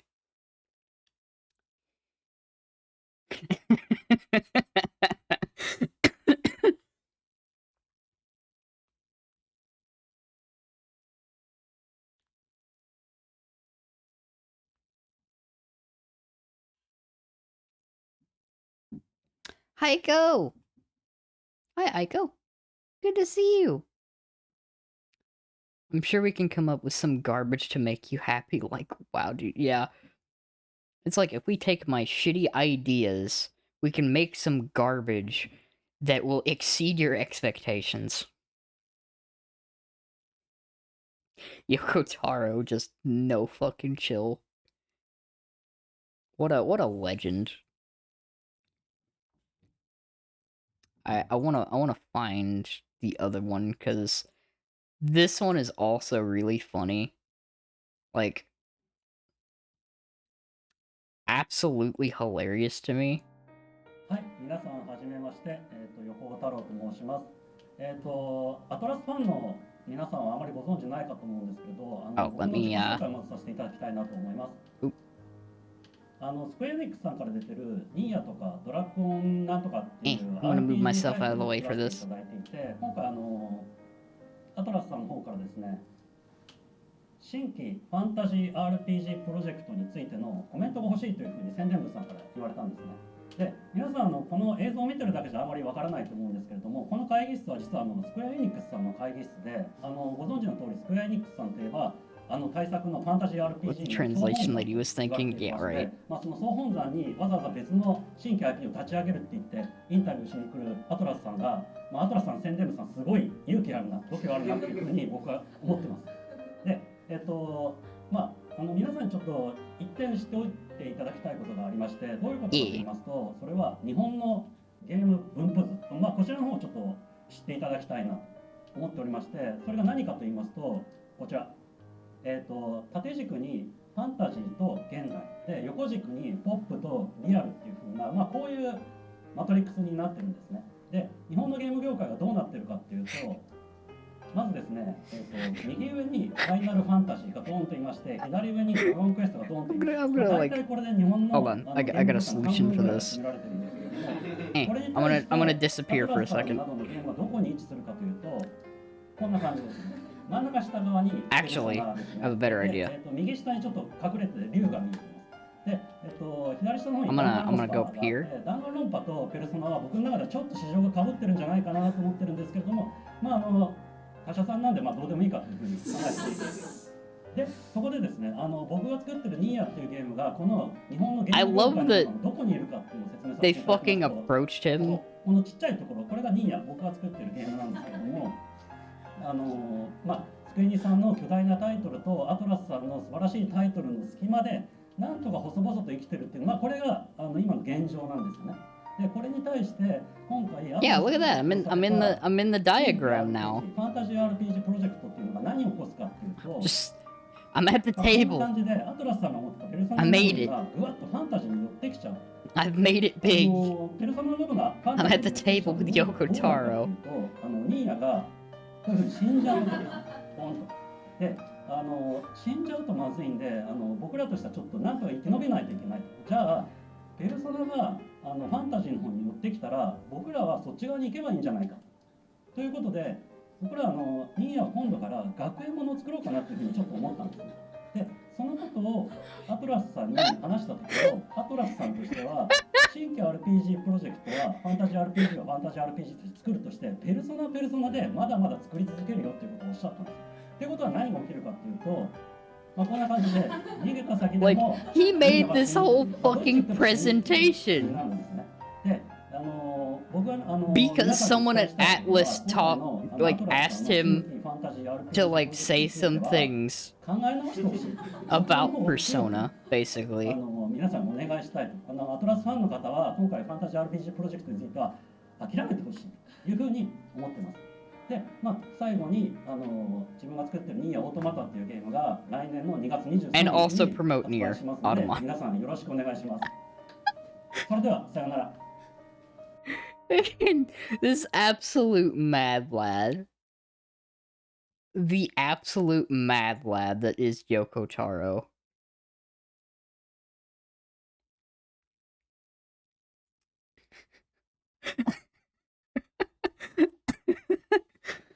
Oh God, that was so funny. I'm just chatting today, Rogue. Oh God, I adore Yoko Taro. He's just the right level of unhinged, and I'm all for it. Meow meow meow meow meow meow meow meow meow meow meow meow meow meow meow meow. Like this one. This is just fucking funny.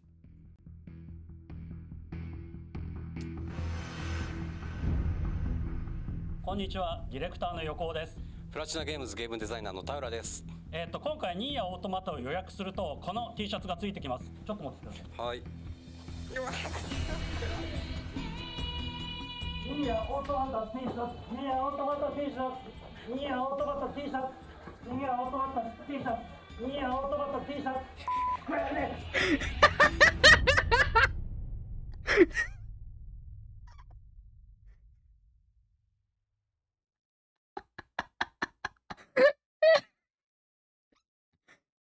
Yep, that's Yoko Taro.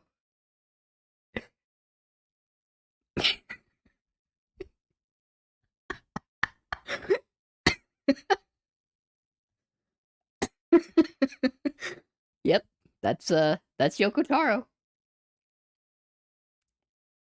He's really excited about the t-shirt. The day he takes off, he's never gonna take it off. Like, he's never gonna take off the mask unless he, like, retires. Weaponize their wackiness. It's true, like, Suda is also, like... I don't know if anyone else has experienced, Suda 51 outside of the games and promoting the games. He is very active with the community around, like, No More Heroes. Specifically, recently. Anytime there is, like, some fan art for the game, if he sees any of it, he will retweet it. Literally every single bit of fan art that he sees from about his games, he will retweet. He adores the community around the games. He really fucking does. Like, that is someone that genuinely fucking enjoys the game and the people that enjoys the games that he makes. I mean, he cameos in the games himself. He is the fucking, like, clothing store dude. At least in 1 and 2. I don't know about the third one, because I haven't experienced the third one yet, but No More Heroes 1 and 2. He is the, he's the clothing store, guy. So, like, he is in the game himself. Hey! Yeah, you were the actor. But, like, I like how invested Suda is, which also, I enjoy the games. Suda 51 is punk rock in spirit to his core. Yes.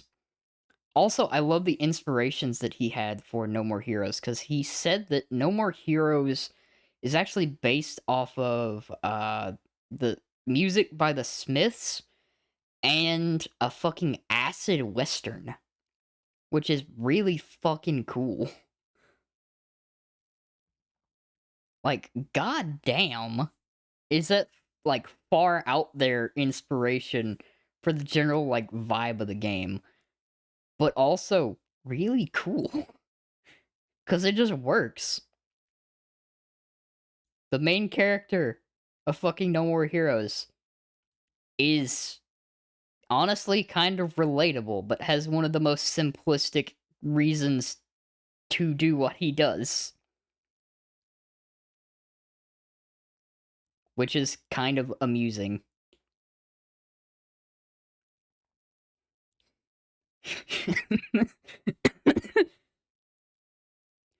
But genuinely, it's just funny. Yeah, the point of Travis is go, hey, this dipshit is you. Yes, you. But you can be better. Yes, that's basically what it is.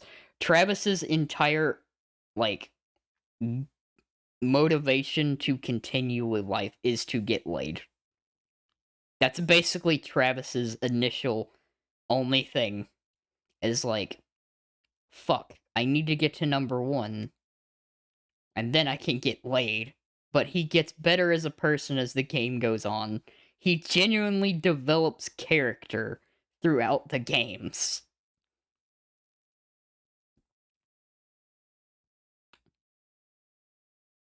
Like, he starts out as like, yeah, I just become number 1 and then I can get this. Easy.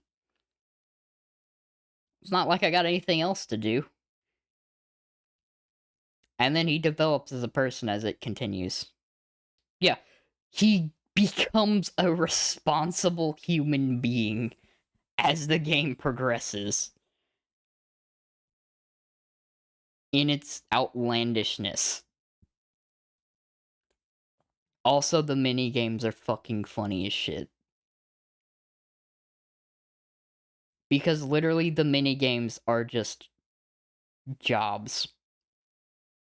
He's literally working jobs for mini games. Like, if I remember correctly, there is a mini game for mowing the fucking yard. Just mowing a fucking yard. And it is fucking brilliant. It's beautiful.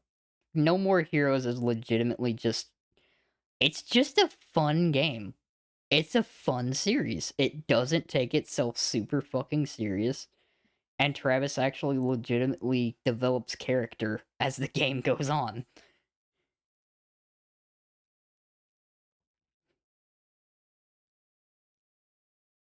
Ooh. That's awesome.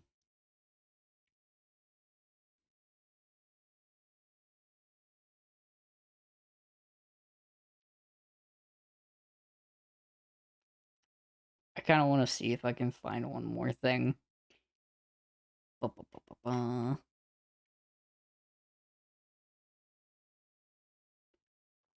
Oh, yeah, I remember when that came out. That was really...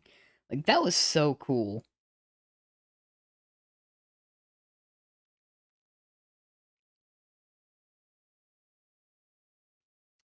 Ba-ba-ba-ba-ba.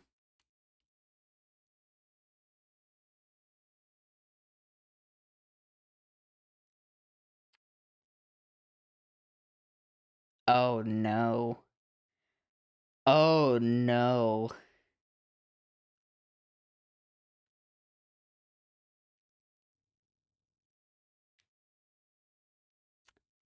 I saw something.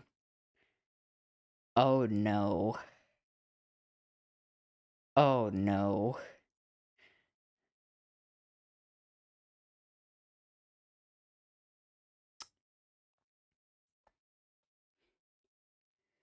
名前は横太郎です。で、職域はクリエイティブディレクターをやってます。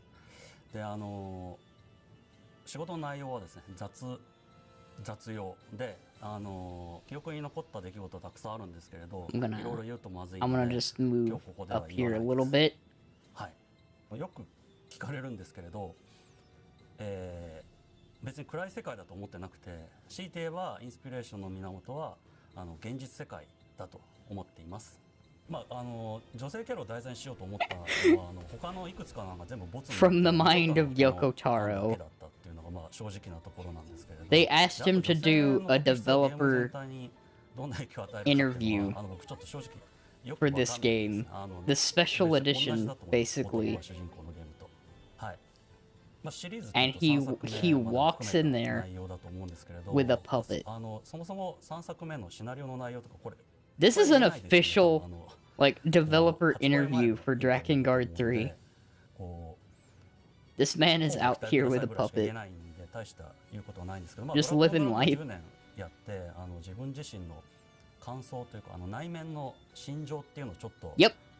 This is お話 Yoko ししたいなと。 Taro. 特にこれ英語で字幕がつく予感がするので、 This is why I 英語 support 圏の人にあんま and り行っ adore たことが the ないの Nier でちょっと行ってみよう and かなと思います。 Drakengard series. 僕昔からゲーム Because 表現 Yoko の可能性はです Taro, ねすごくいろいろ広いと思ってるん Yoko ですよ。 Taro is based as hell. 例えば Like, もっ goddamn. といろいろできるこうゲームの機能が進化してもっといろんな豊かな表現があると思ってたんですけど、でも意外とそこには制約があってですね、許されてることがあんまりないってずっと思ってて、 And genuinely, 例えばフルプライスの the 7800 characters 円とか、まあ、英語で言うと are fucking 何ドル great. かわかんないですけど60ドルぐらいですかね。 like, 60ドルとかの 100%.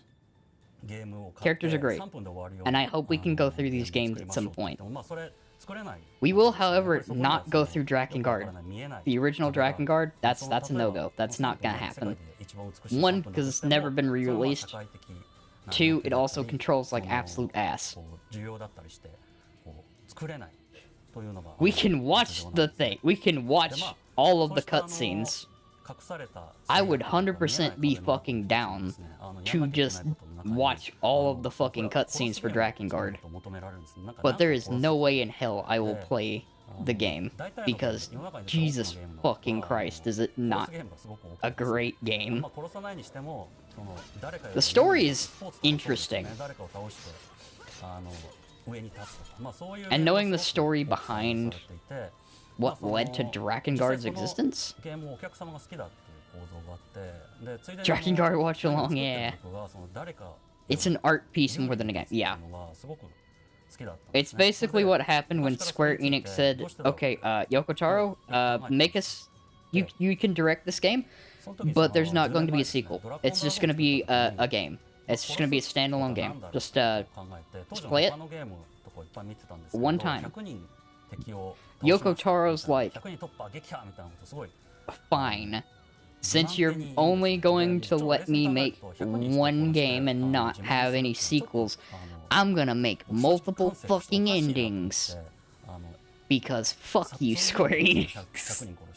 I wanna tell a story, goddammit. ドラコンドラグーンの時は主人公の軍団を、まあ、この狂気の狂った人たちの軍団にした正しくなくて狂った間違った人たちの話にしようと思って作ったんですね。And then they ended up making a sequel. ニアってゲームを作ったんですけれど、その頃にはまあ911とかイラク戦争とか経て、まあ、どんどん世の中がテロとかの情報がいっぱい日本にも入ってきて、でその時にちょっと考えが変わりまして、人間は自分が正しいと思ってれば狂ってなくても人を殺せるっていうことをちょっとなんか世の中から感じたんですね。でニーヤの内容は人は自分が正しいと思ってれば相手を殺せるっていうそういう内容のゲームになって、みんなは全員自分は正しいと思ってる、そういう内容になってます。Yoko Taro is legitimately No, you don't have the strength Like- for this. I'm gonna be real with you. Yoko Taro, in all his eccentricness, is a fucking fantastic storyteller. こういう話ってこの、まあ、殺すゲームを殺すことを考える He ゲームだっていう does. 話 Like, はhe is one of the directors that gets how a story is told. だと思うんですね。まあその Legitimately, he understands how a story is プレ told. イヤーさんは自分で答えを見つけるのがゲームだと思うんですね。でまあそれとは別に作ってる側の内面というか、まあそういうのは Also suffering. 分かんないことをずっと考えてると。 Also suffering. 今回3作目ですね。まあ Or should I say, especially suffering. And his wackiness as like a smoke and mirror. He is that goofy, but he lets people listen it. Yeah. ちょっとまあこう話がどうですとか雰囲気がどうですとかっていう話ができないので Yeah. こう触れられないんですが、まあ一回転してあさっての He's a VTuber. 変な答えを Oh my god. Yoko Taro is an IRL VTuber. はそこになんか Oh my 自 god. 分なりの How could I not see this before? 3作目だったっていうのがその自分の中の結果だった Can you listen to what I have to say about storytelling? Yoko Taro is the first IRL VTuber. まあ日本では発売されたんですけれど、まあこれがおそらく発売されて Oh も my god. 世の中に殺すゲームはずっと蔓延したままで、すいませんポジションを直しました。テロや格差による飢餓はなくならないし I love that little break in the interview because like hold on a second, I need to readjust my head. もうその他人よりも優位に立ちたいっていう世界は全くこのその僕がゲームを作り始めてから10年変わらなかった。結論を言えば Hey, my belt is coming ゲ off. ームを作って殺すゲームのことをずっと考えてたんですけど God, that's such a good 業界にもそしてドラゴン that's such a シリーズにおいても cutscene. 変革や革新っていうことが今回なかった。 Mash his face in the table. 3個目を作ったようやくのたどり着いた結論で、まあ、失敗だった。 Like Drakengard 3, I might actually be interested in playing at some point. まあそこで If I could find a way to. 僕はゲームにはやっぱりそのすごい可能性があると As you can see. のでだからちょっとこうせっかく海外の、まあ、字幕がここにこういう風に字幕が出てると思うんですけど、字幕があるので海外の開発の方とかにぜひお伝 Yeah, え the したいこと cutscene があっ details, て、 like, まあその mm. こういう表面 And 的にも機能 I 的にも want 隠 to say さ this れた too. 壁っていうのはすごくたくさんあって、 Yoko Taro also has a way of すごい making たくさんあると思うんですね。特にそのさっきの genuinely 戦争や人々の話っていう good, のは strong 遠いところに characters. 住んでる人にとって Like, は the strong characters are not without their faults. They're not without their flaws. でそういうその壁を But they are really 当たり前 damn good. 当たり前と思わずに世界をちょっと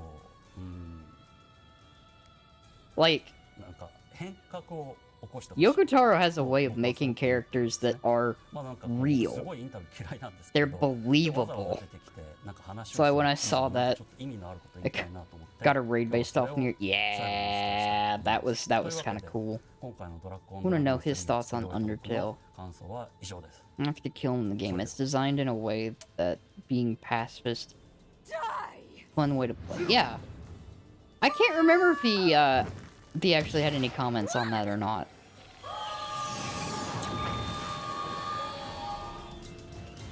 Yeah, that's the best part. Literally everything that Yoko Taro works on is a continuation of his other works. The man was literally told with his first game by Square Enix that he could not make sequels.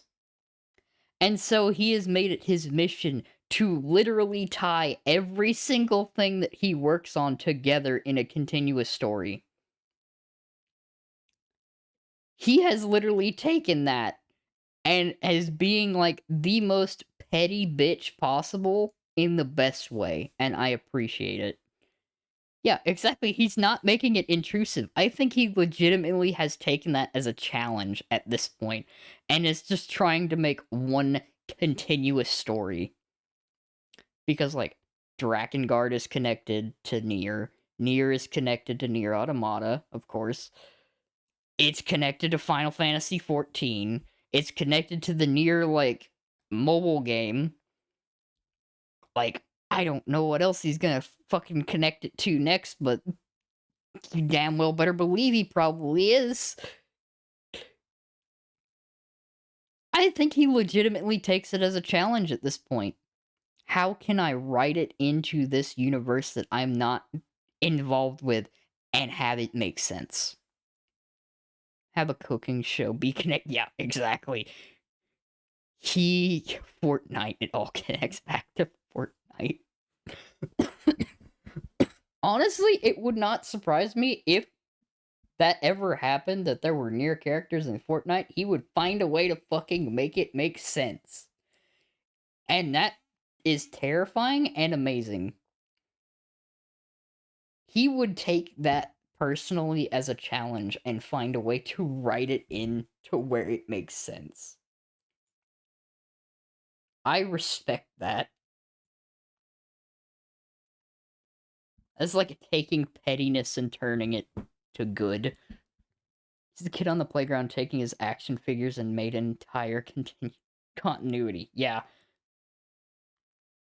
Like, it genuinely impresses me how everything is intertwined.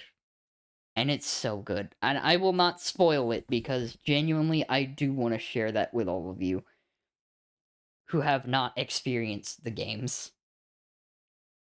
Because, like, I'll the puppet he was using in the interview was adorable. He's like, I think the subtitles will be great down here. Gestures with the puppet. Yes.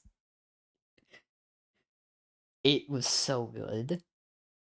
But yeah, I genuinely want to show Nier with all of you. So one of his friends did a review show. I don't know if it's been canceled or not. And they did Nier Automata. They went in thinking it was just, haha, goofy robot action. Yeah. About that. Go in thinking, haha, funny action RPG game. Walks out with crippling depression. And existentialism. They spent like 1.5 or 2 hours on the review because there was so much to the story and they were just blown away. Yeah, no, that is the thing. There is so much story.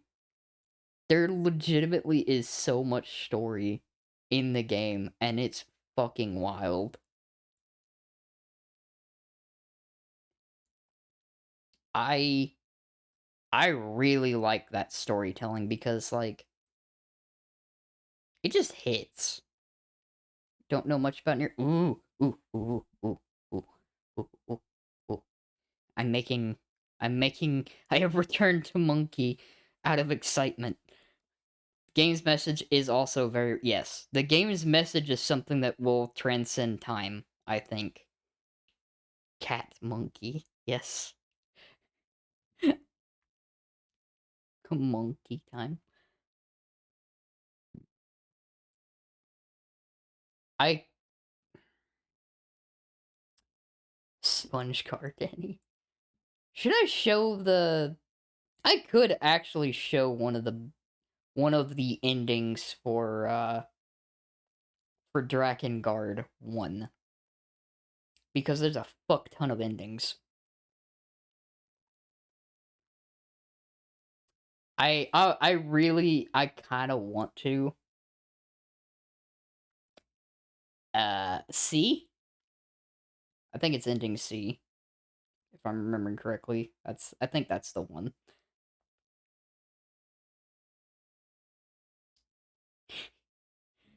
God bless Yoko Taro.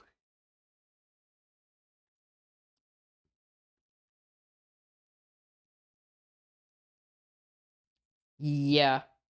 I'm pretty sure that's the right one for it. Like, let me find it. Or is it ending E? Is it ending E? Oh, it's ending E. Oh, okay.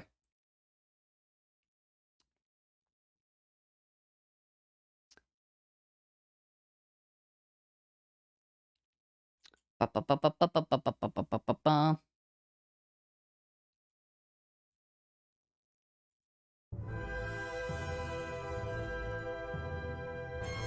Might have. So yeah. Bear in mind, Drakengard is a medieval dragon fantasy kind of game. Yeah? It's the end! The end! And yet you do not pray. To whom? What god can help us now? No gods have ever heard your prayers. To catch the lion's cub, you must enter the lion's den. No, Kaim! Don't go! Please don't leave me alone! We will meet again, if we live. But... Yeah. But at least... Don't forget me! Ever! Just wait. Time lives hand in hand with good and evil. We too must adapt to this world of chaos.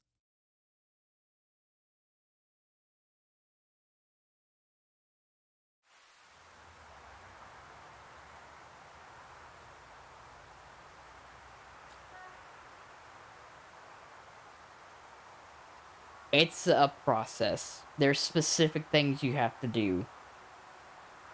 But, as you can tell, that city right there doesn't look super medieval now, does it?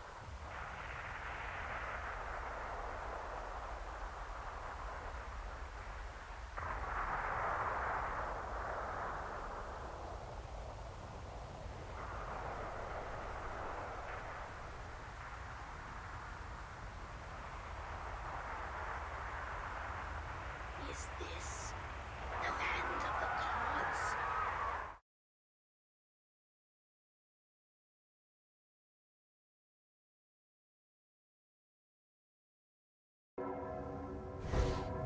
What is this? This thing? What can we do? Yeah. Also, this fight is a rhythm game.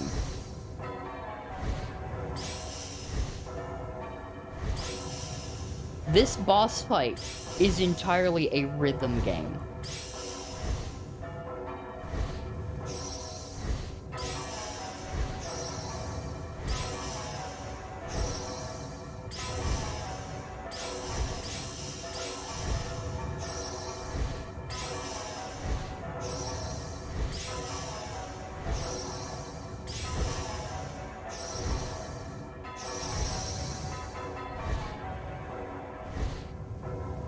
It's okay, because when this ending was discovered for Drakengard, people thought this was a joke ending.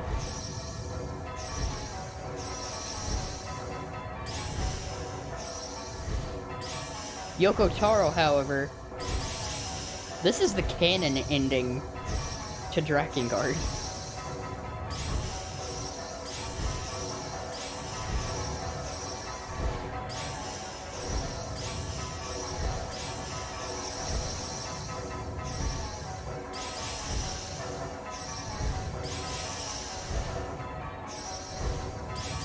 Okay. So,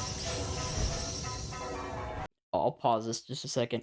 To explain what happens here, what they were doing before the transition to this boss fight in Tokyo is they had someone open up a portal to send this, I think this is called the Mother Beast, through that portal out of their world to save their world. So, in opening that portal, they don't know where the fuck the portal went, but the portal opened up above Tokyo. So it dropped this fucking colossal thing onto Tokyo. And now they're having the boss fight.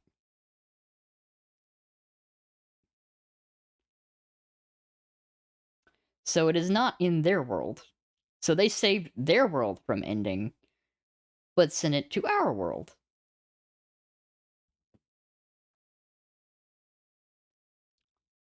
We did go from fantasy setting to modern day Tokyo. Okay, so essentially, also, like, the entire boss fight. Yes, I will continue because more context is given, which will make more sense.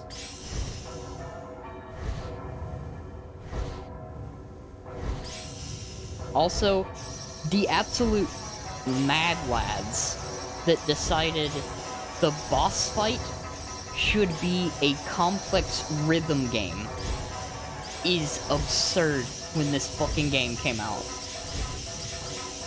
Look at how fucking insane this is.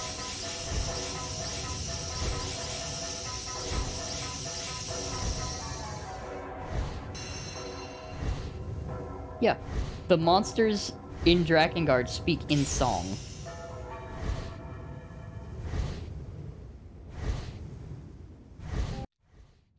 Here we go.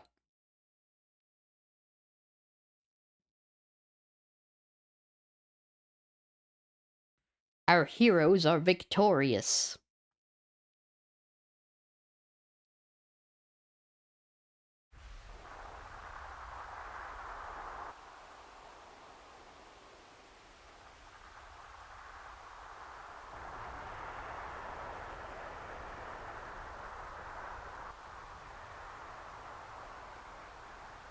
And the monster has crumbled to ash.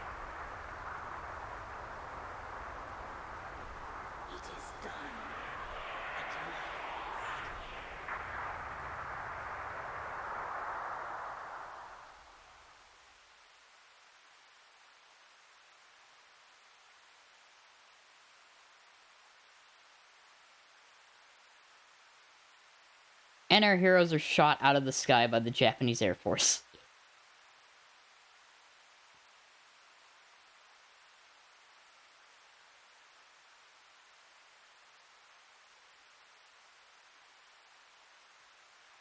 Yep. This is Bravo 1. Unidentified target has been neutralized. Over and out.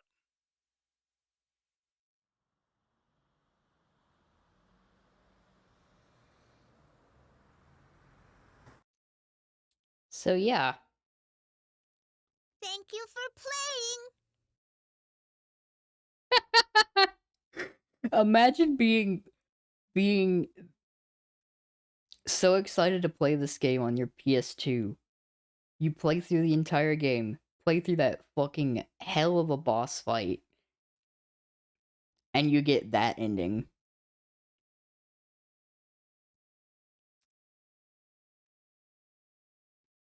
Thank you for the hydrate. Yeah, it's like you play through this entire game, you get to know these characters, you probably build a little bit of an attachment to them.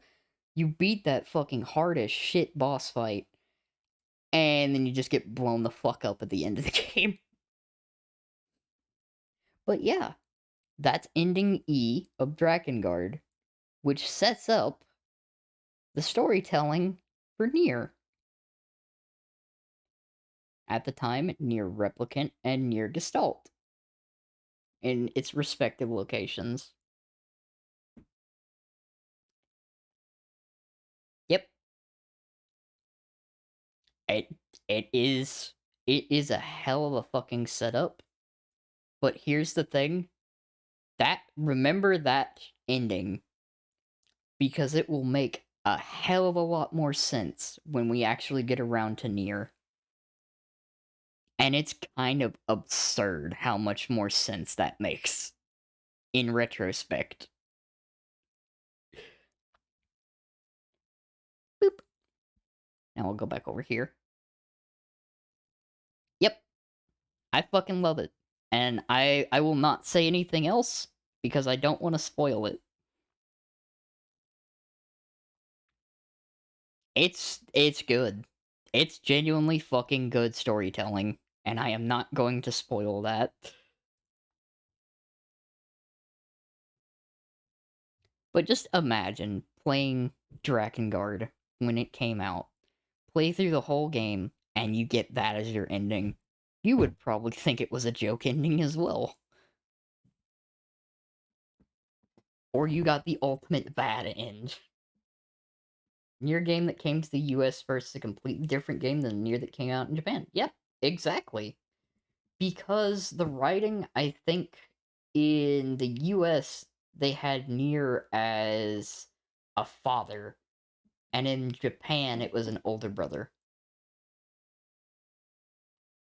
So, completely different games. So, when they made Replicant, they went with the Japanese version, but also included bits from the American version. Yeah. Yeah. The originals were basically two separate games. They were not the same game. Me is how the hell did you and how can I do that? Yep. It's genuinely impressive. They got to a point where they made sense later, but they were in fact two separate games. It was not unintentional that they had different names. And it's kind of fucking wild. Yeah, like the original Japanese version, they were siblings. And the NA version, Nier was the father.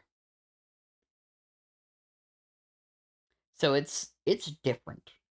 And it's interesting to see those differences and how they made sense. And I respect that. It's like Replicant combines the two and basically just fuses it together. And I'm kind of cool with that.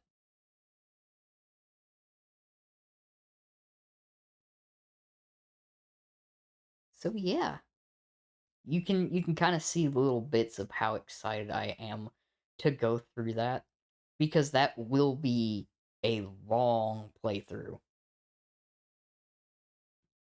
I will be completely honest. It will be a long playthrough. Brain is concave. It's okay. Mine was too, and it took a long time to process all of it.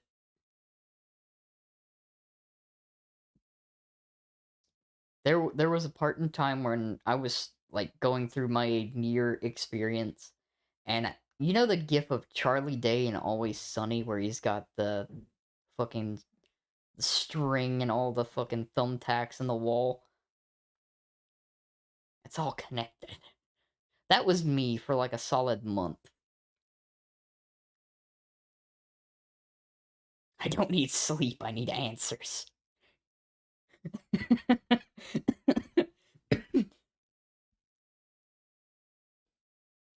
Basically what happened. Because, like, Nier makes you think. It really makes you think.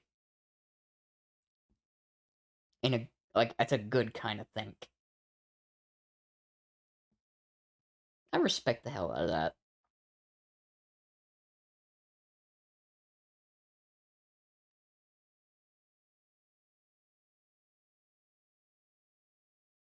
God, that's one of the games I'm excited to, like, go through. Also, I should probably talk about this now, while you all are here. After the subathon week, the next week, I will be starting Trial Tuesday again. Because got some new stuff. Some new stuff to play. Miss me when I ask, what is a Kingdom Heart? Fair. But yeah, we'll be starting back with Trial Tuesday the next week. Not this scheduled week, but the next week. Yay! Thank you, Bucket.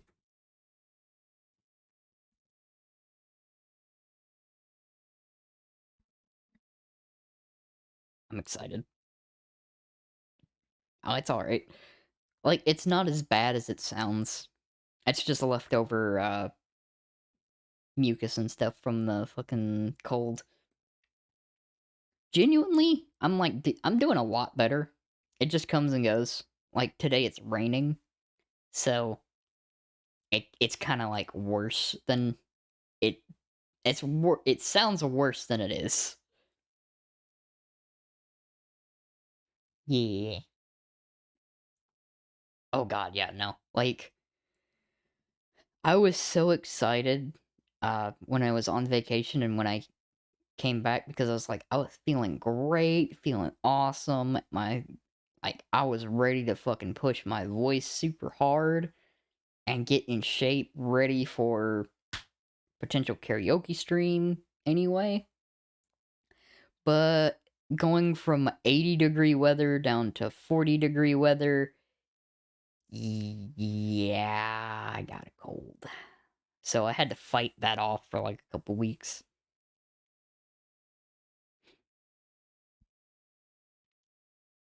Like, fun fact about me, I'm an asthmatic. So, it kind of lingers a bit.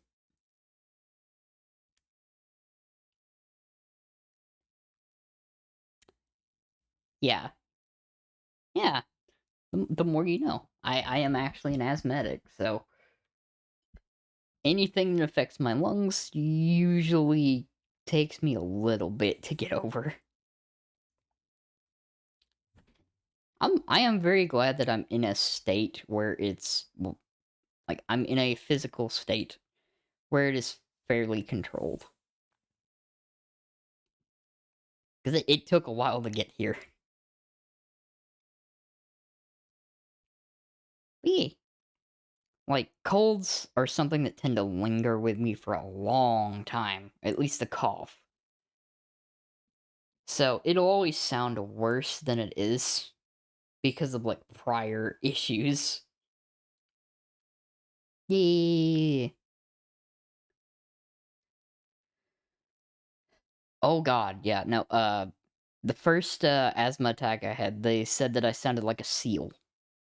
So, yeah, that was not fun.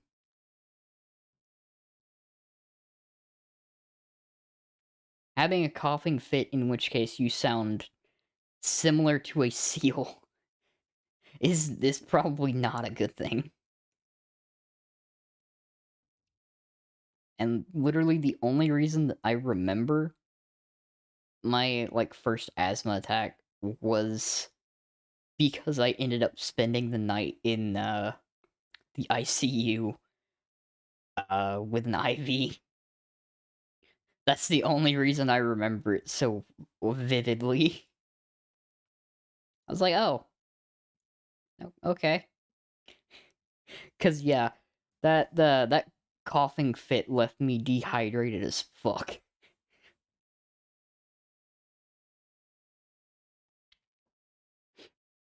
I I actually made a few visits to that ER area. Not all for me, but I ended up in that ER area a fair bit.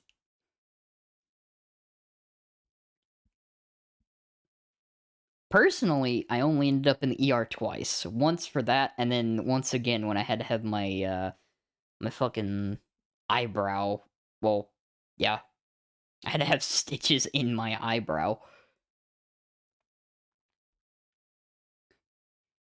Yeah, I am too. 'Cause, I'm gonna be real with you. Asthma meds are fucking expensive as shit. Like, god damn, are asthma meds expensive as fuck. Especially since, like, a lot of the ones that I needed, kinda at the time when, there was reasonable insurance at the time, it stopped covering it. So, that was super not fun. Yeah, face stitches. Yeah, the only stitches that I have are in my eyebrow, basically. I think I have a very faint scar there still. Because I was playing dodgeball and I smacked a steel chair with my face. And I didn't know I was bleeding until I rubbed my face. Because I thought it was just sweat. But it was not sweat. Ice Scar Gang, yeah. Too young to remember the first time, but the second time I smashed my chin on the side of the pool. Ooh. Oh. Oh. Pain. But yeah. I did not realize that I hit my face on that chair that hard. Thank you for the hydrate bucket. So I just thought I was sweating. Nobody said anything either. I was just like, that doesn't feel quite right. Like, that sweat feels really thick for some reason. You got a scar from hitting your head at McDonald's? Oh no.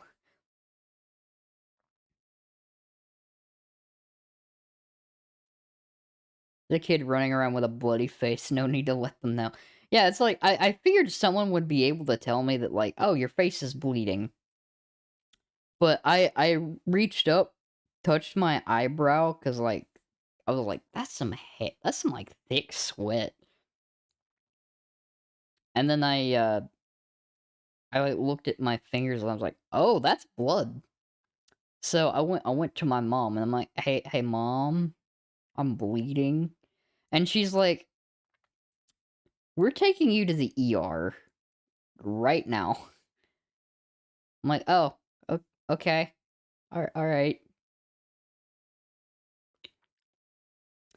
I was okay up until the point where I was sitting in the little, like, ER room, and the doctor walked in and is like,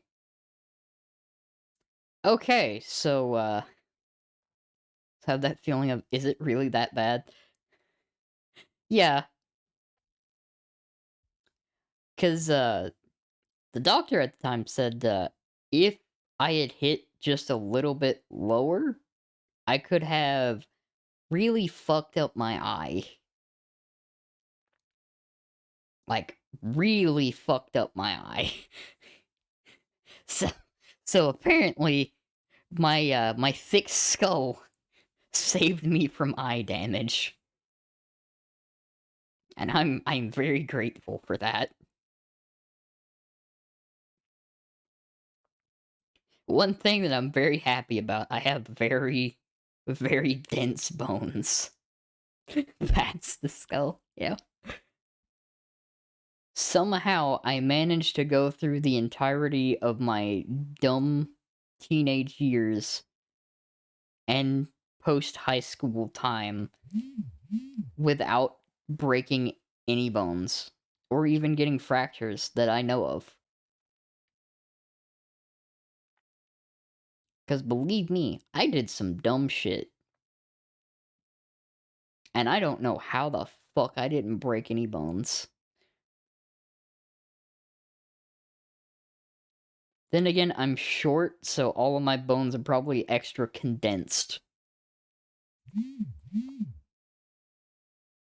I am not very tall.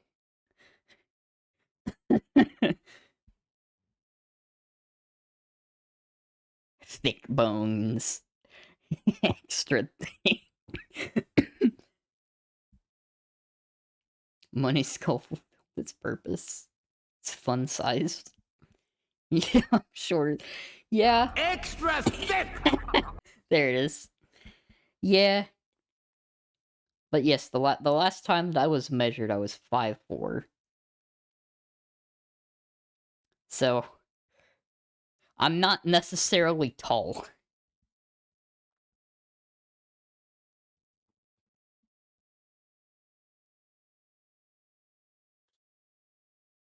Yeah, very similar height.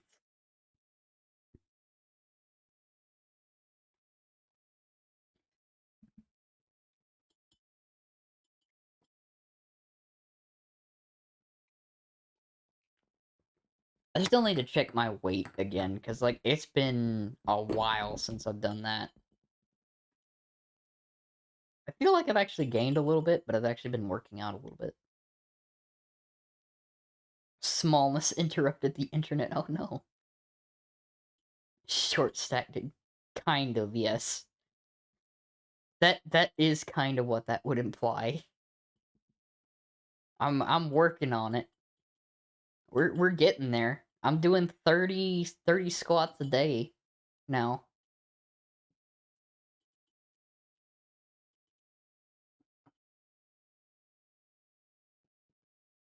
Because I'm working on it.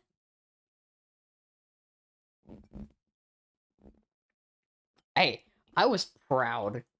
Because, like, a little while back, I actually lost a pair of pants because I fucking busted a goddamn button off of it. And I felt great. Sits over here being a short bear.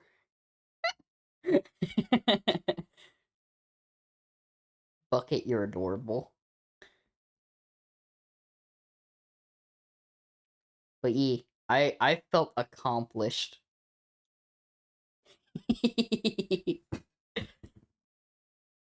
I felt so accomplished when I tried to put that pair of pants on and the button just fucking flew the fuck off. I was like, on the downside, I had to get a different pair of pants. On the upside, I fucking burst a goddamn button, and I feel fucking happy. No pants will contain those buns of steel.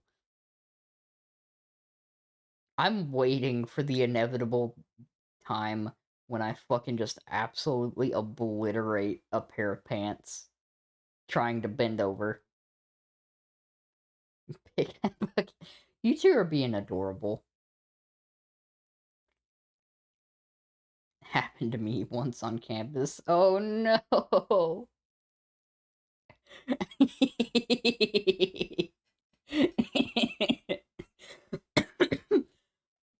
Oh no.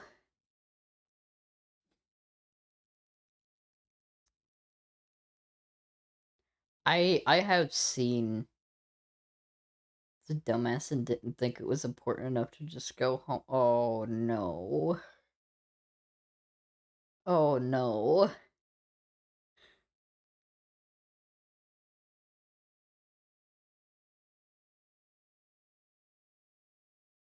Button popping. Good trope in art. Yes, it is. Sat in kin lab with my jacket around my waist. You know, that's fair. That's fair.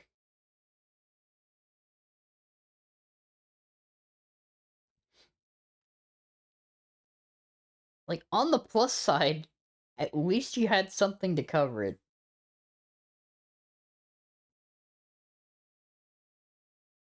Knowing my look, if it ever happens to me, I'm not gonna have a damn thing to cover that. And I'm just gonna be there like, welp. It's like, welp. There's my ass. Yep, there it is. Alright. Guess that's a thing now.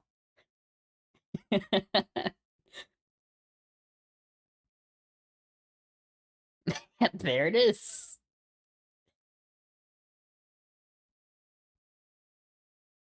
But honestly, as bad as it would be monetarily, I would feel very accomplished if I obliterate a pair of pants. That would be like a complete validation. Small small solidarity. Yeah.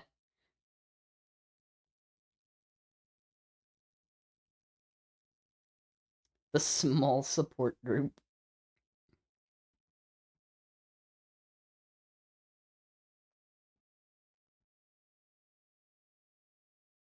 Yeah, I was actually genuinely surprised how many people that I know and interact with that are around the same height. Because, like, around here, I always feel so fucking short. You're closer to average female height, though. 3 standard deviations below average male. I cannot find clothes that fit well. I know that feeling. I know that fucking experience. Because you want to know the other thing? I have a I have a problem finding clothes as well. Shoes, fine. Perfectly fine, because I fucking adore Converse, and Converse are unisex. So fuck yeah. Goddamn love Converse, and yes, exactly the trans experience. The the issue that I have, Bucket, with finding clothes, my arms are too damn long.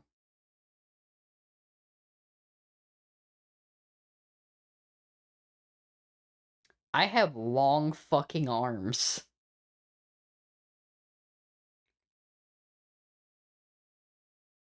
To a similar extent, leg, but the arms are notably long.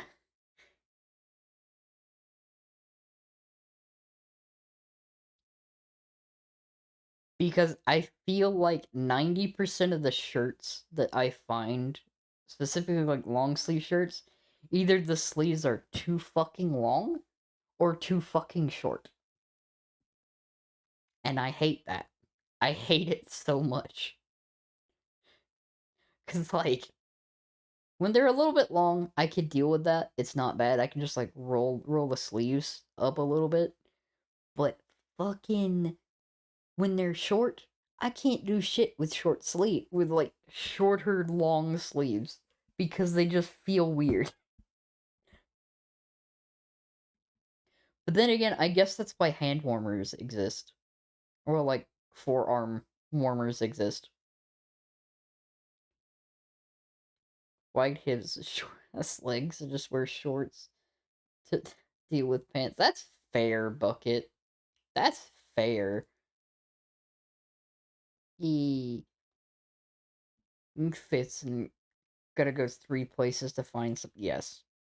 Arm warmers. Okay, good. Thank you. Thank you, Squid. They do look super comfy. I'm gonna be honest. They do look super comfy. I need to up my, like, my fashion game at some point. Not like fashion wise, but like comfy wise. I need more like comfy clothing. Problems were during high school. The stupidest shit dress code required. Oh. Depending on the location, jeans are either okay or like, Jesus fucking Christ, it's gonna be hot as shit. Here it's a bit of both, but then again, I wear pants like 90% of the time.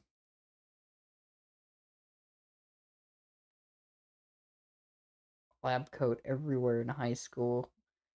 How got away with that? You know? Sometimes they probably just don't care. That does happen occasionally. It's like, alright, that's fine. Okay, the problem for me is that I am tall but very narrow. Any jeans that were long enough for my legs were too wide in the waist. Oh. Oh, yeah, no. You know what's always my biggest problem, though, with pants? Aside from similarly the length width thing? Pockets. The amount of times I have had jeans that have, like, the shallowest fucking pockets, or they're so goddamn tight that it's a fucking nightmare to try and get anything out of them, is too damn high. Talk about stupid women pants pocket. They're, like, 90% of women's pants pockets are fucking fake. You are legitimately better just to get fucking men's pants. Just get men's pants. Literally, like, if you want skinny jeans, just get men's skinny jeans. They have actual pockets. And they're probably cheaper. Literally. If you can fit in them, just get the men's. 100% just get the fucking men's pants. I have been getting the men's pants because they actually have pockets and they look pretty much the same for the most part. My jaw dropped the first time I wore men's pants and I could fit shit in my pocket, right? Also, can I just say the best thing in existence ever is fucking cargo pants and cargo shorts? Cargo pants and cargo shorts are fucking amazing. You could put literally, like, everything you could possibly want to carry with you in those pockets. Like, you have more pockets than things to carry with you. It's so nice. And they're also comfy. They're also comfy. That was, like, my eye-opening experience when I, started experiencing, women's pants, is just get the men's. Yeah, it's like... Yeah, exactly. It's like... Honestly, going from, like, men's pants to women's pants is legitimate downgrade. Just keep wearing the men's pants. Literally just keep wearing the men's pants. They...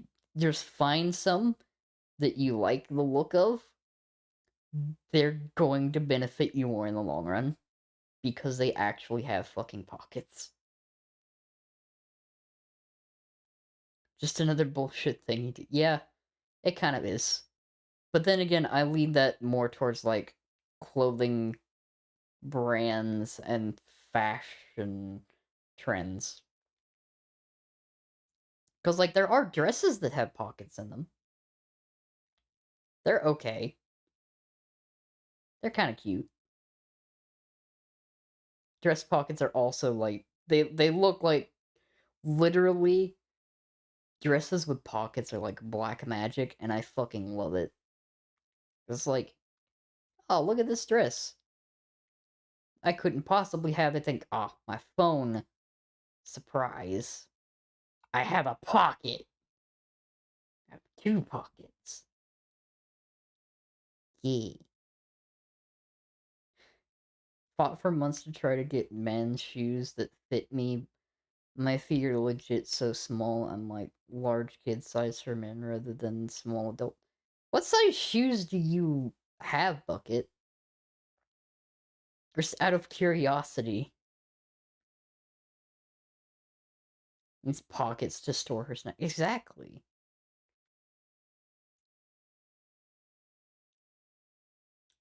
Because, like, I know my exact shoe size because of how much of a bitch and a half it is to find shoes for me.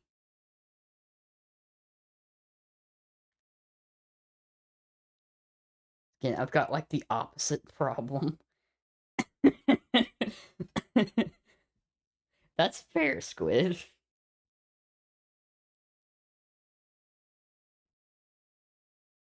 Because, like, let me tell you the absolute pain that I went through to actually find shoes that I like in my size. 6.5 women's. Okay. So, comparatively, I wear a size 10 in women's bucket, which is like an 8.5 in men's.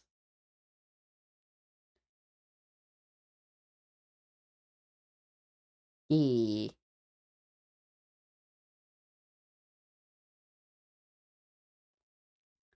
Which is why I fucking adore Converse.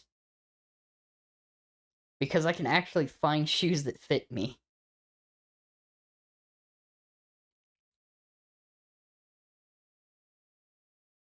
That is... That is like... Yeah, that is like half my shoe size.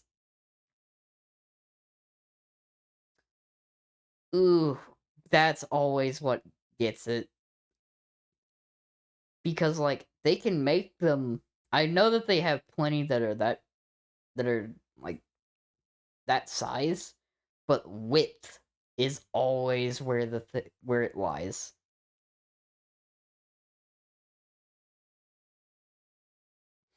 I can imagine. I I have been around a few fairly tall people, like, for instance, there are two there are two people that are in my extended family that are almost, like that are right around, like, 7 foot. Like, a couple of my cousins are legitimate around, like, 7 feet tall. I am not 7 feet tall, unfortunately.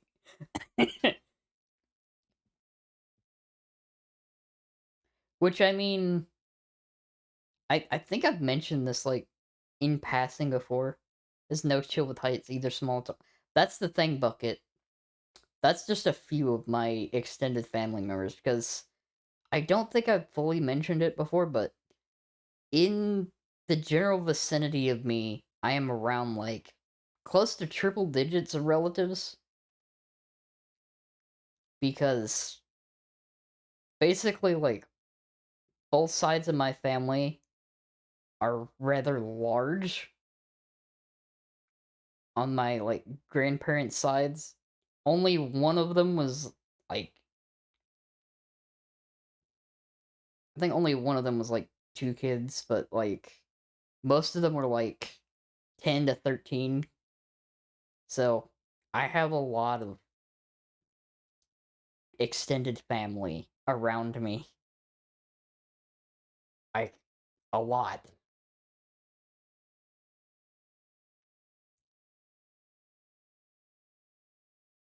Men's 11.5. That's a big shoe, Squid. That is a big shoe. I can say that.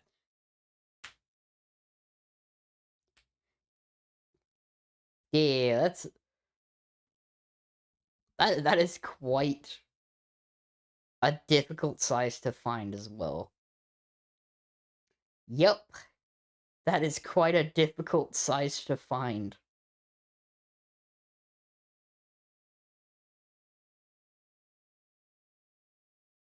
Yep. Because, like, that's the other hard thing on top of that is, like, the size is one thing, and then on top of that, you have to find one that you actually like. Otherwise, you're just wearing, like New Balance. Deal with some old shoes that were breaking while searching for new shoes. Oh my god, I feel that. I feel that because, like, here's the thing with me. Like, I have some other shoes, but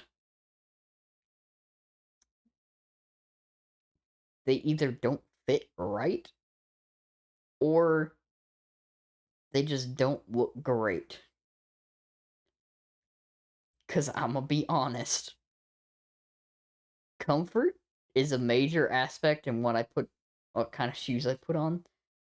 But I also I kind of have this innate desire to, like, color coordinate.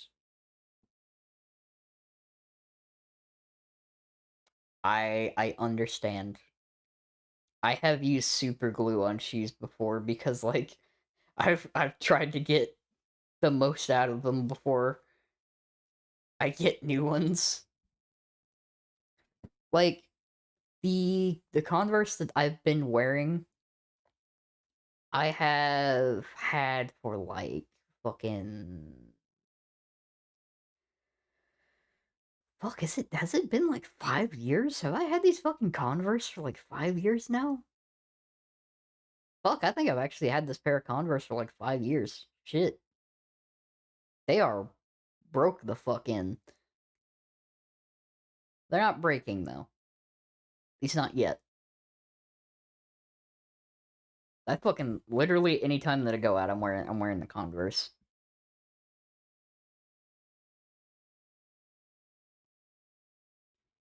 New shoes suck before game. Yes, yes, they do. Which is kind of why I'm a little bit biased towards the like, skater shoes, because I don't think they take as long to break in. Pair of shoes I had with the still falling apart. Yeah.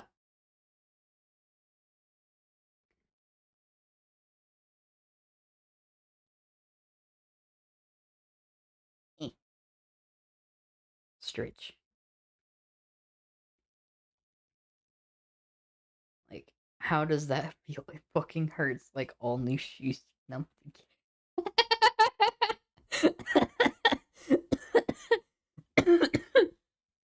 Oh, accurate.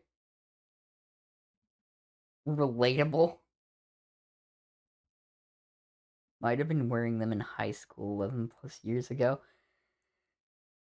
That's understandable. Like, if my shoe size didn't trigger a laugh call. Yeah. Like, if my shoe size didn't change a tiny bit since high school, I probably would have been wearing, like, the same pairs of shoes for longer. But I actually had to get some new ones because my foot got a little bit longer and a little bit wider because I will immersion break a little bit here. I kind of have really long fucking toes. Like, you know, finger toes? I kind of have finger toes. Oh?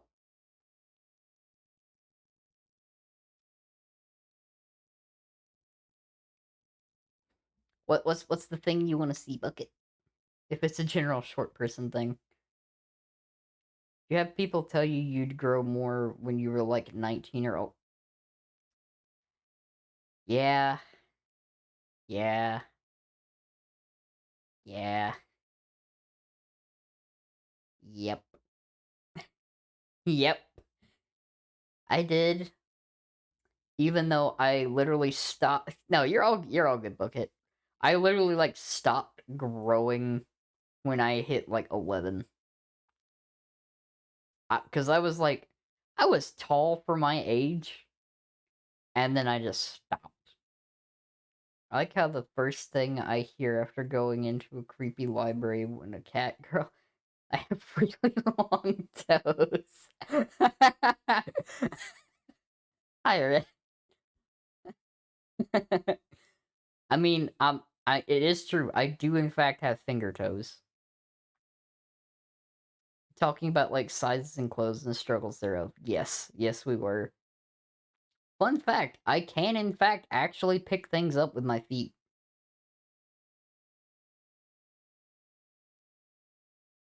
Relatively easily, might I add.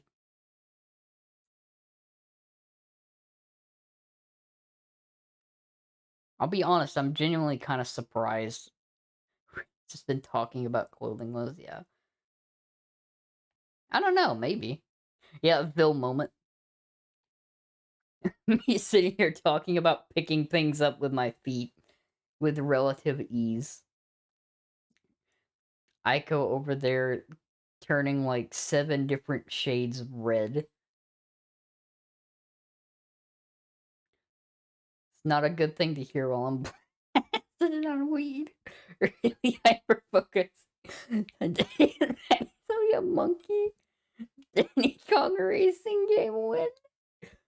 Oh my god, if someone could edit me into fucking Diddy Kong Racing, I would probably explode from excitement.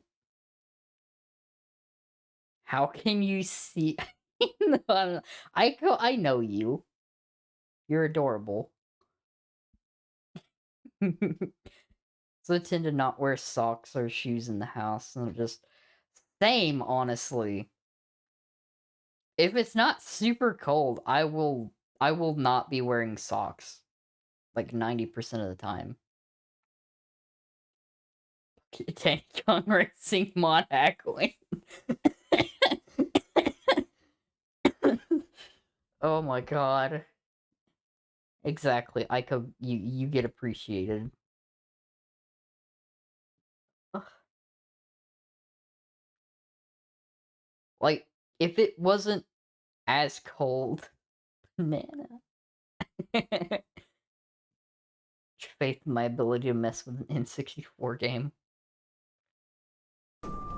Banana! There it is. There's the banana. Banana. Oh.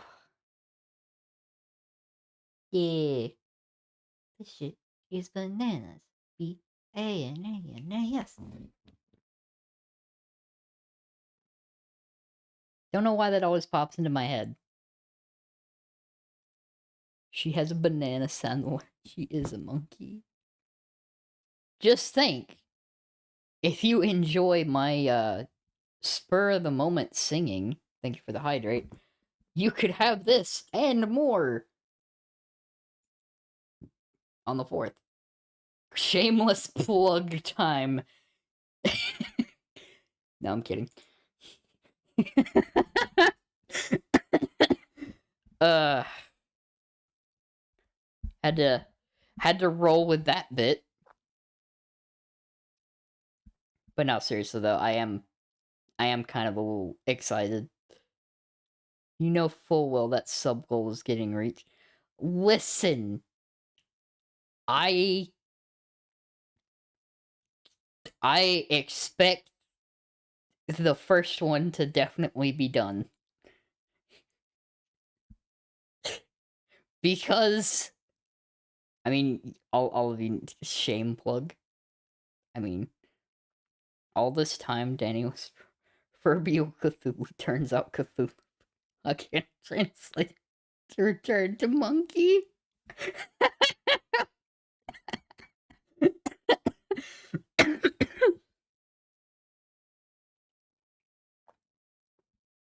I go laying in wait to destroy all the goals himself.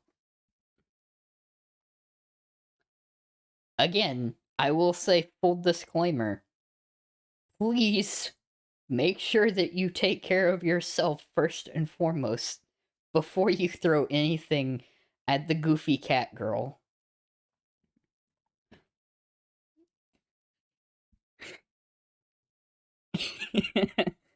I want to make sure, like 100%, do not financially strain yourself for the silly cat girl. Taking care of myself by making you do karaoke.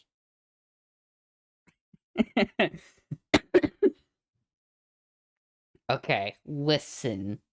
Listen, you two. I'm gonna come down from this high. Then out of nowhere, Danny will with me and start making monkey noises. Okay, but for real, I am excited to do a karaoke stream. I'm learning what I need. Red's not wrong about the translation. You know, that's fair. That's fair, Curious. And yeah, no, this is gonna... I feel like I'm gonna get bullied. In a good way. But I'm still gonna get bullied. On the 4th.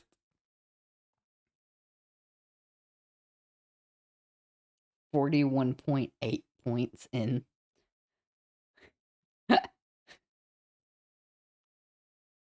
The cat.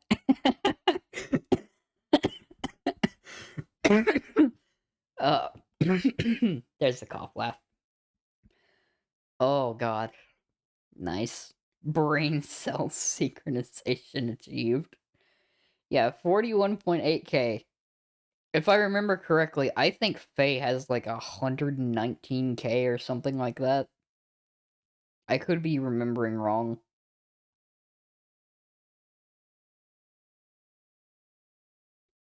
I know Faye has like a shit ton. I mean, because she's like... She is like here a good chunk of the time. 75.3k. Nice, Squid. Goal was to make you... Well, I have a feeling that's gonna happen relatively soon. Because, like, the schedule going up this week, people know, like...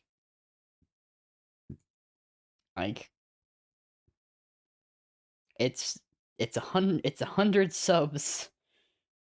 And or... was it 250,000 channel points?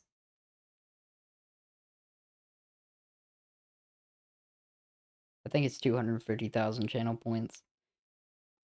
Yeah. Partially blame the lower number on constantly hydrating. You know, that's fair. You do hit that literally almost every time that it comes off cooldown. Oh.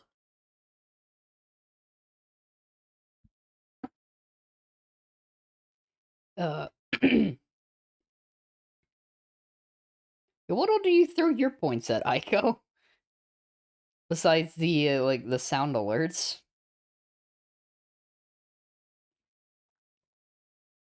No idea. You know, that's fair. Maybe constantly checking it every couple of minutes. Yeah, that makes sense. I think it's just sound alerts. No. Like that, yeah. Case in point. Yeah. I do have it kind of set up to be a little generous because I'm kind of happy about the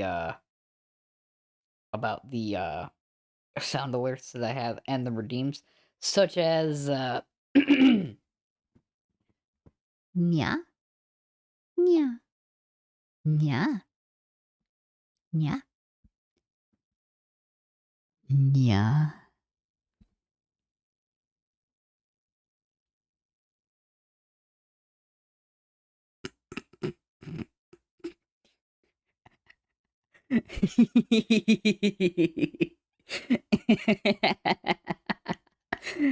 uh, Aiko. Aiko moment.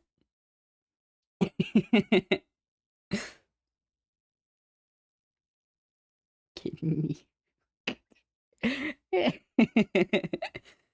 Aiko is very sweet.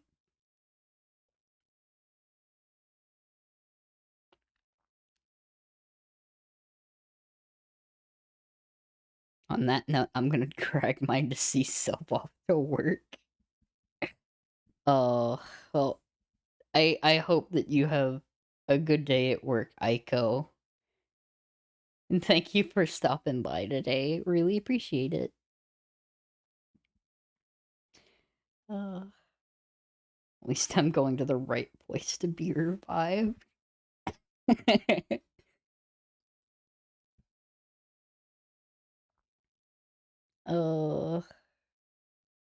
Annihilated at the last moment. Oh.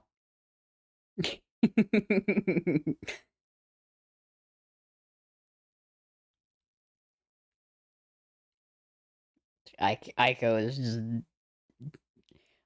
is just falling apart.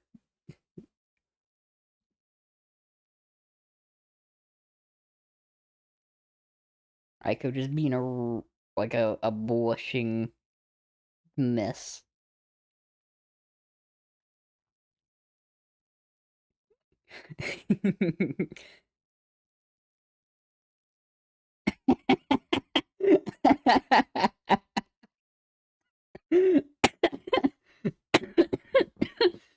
Oh.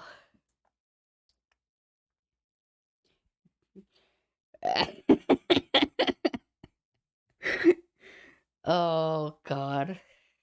Beautiful. Love that. That's great. Ugh, let me change position real quick. Yeah, much love, Aiko. Aiko, have a good day at work.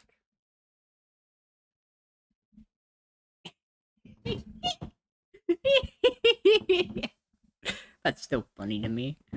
I love that.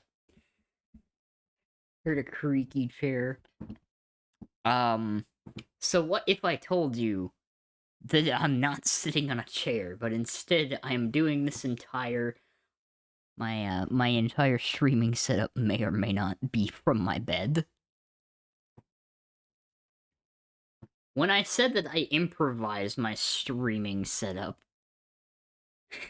I'm not joking. Because, like, it's either I do it here or I do it sitting on the floor. And I don't think I want to sit on the floor for like 4 hours at a time. Alt.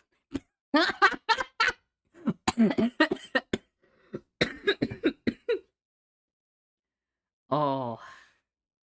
Oh, that's funny. Your heart out.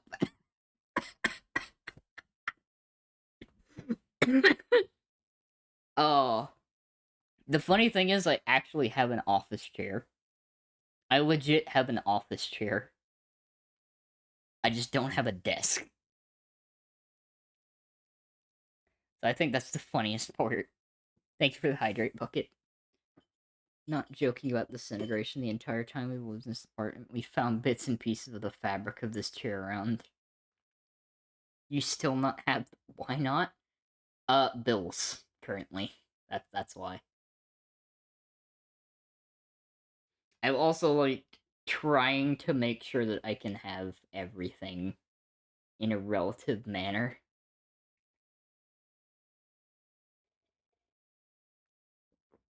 Because, like, as much as I want to speedrun the PC acquisition stuff, I also don't want to, like, deplete everything in the process.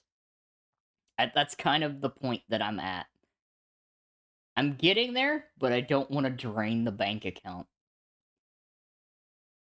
Aren't gonna have to bully you like the modem or... No, you're not going to have to bully me. I'm accounting right now. I'm in the accounting phases.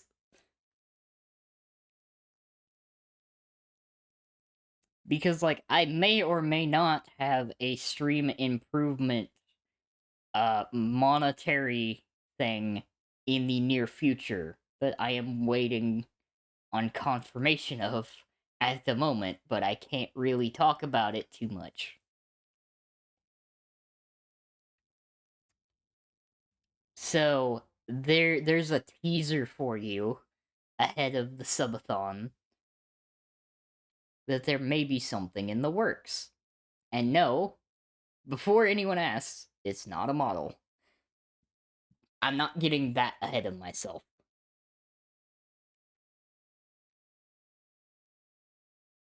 I am, however, looking into getting something that will help in the long run. And I can do something with that in the now. That is all the hints that you get.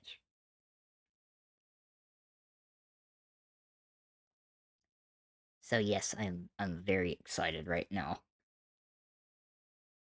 Look at me actually doing like planning and shit. Isn't it weird? What happened to me? Is going to catch Vil devour the competition. I mean, I have said before that I have consumed 2 pounds of crab legs by myself for Christmas. And I do that yearly. I will fucking eat crab. There is literally no way I would say no to eating crab. And I don't think Vil would complain either.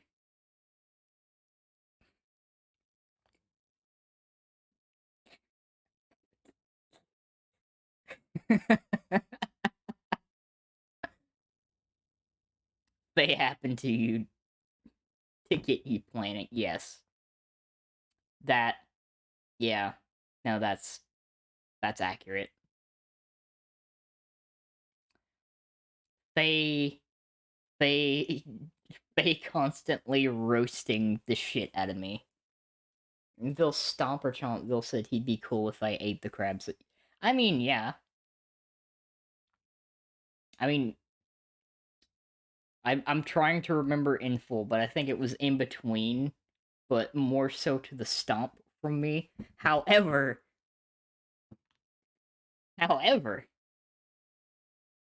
both are an option. Exactly. Both are an option. Be sure to score my by pointing out your finger toes.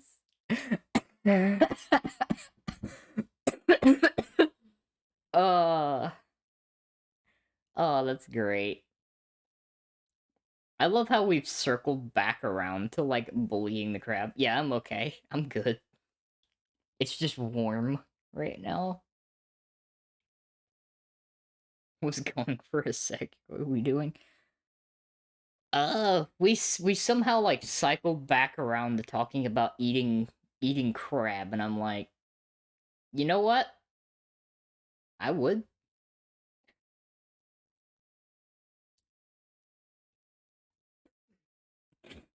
I absolutely would.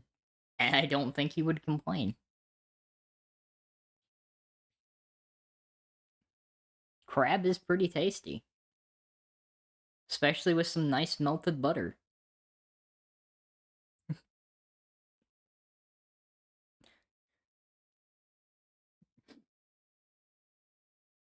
Oh.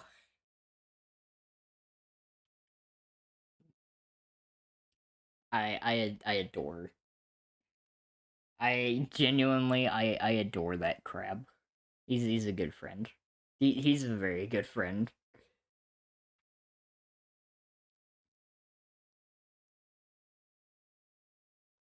And you know what that means? Bullying with appreciation. Just did research on their saltwater freshwater fish thing. Ooh, I have to research the most random shit for my story. You know, that's fair. Also, salmon, pretty good. Pretty healthy for you as well. Genuinely, like, solid fish.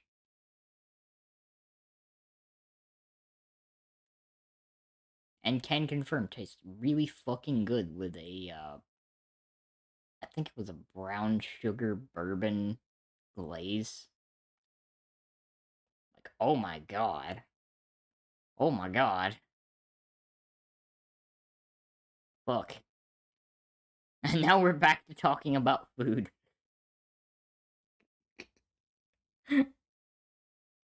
We really are bringing it back around. Main character is sort of scaly humanoid with gills, and while they can be born either saltwater or freshwater, they can swap. So I looked up how it works. Neat. Can't eat salmon. Not allergic, but my insides do not like it. That is fair. That is understandable.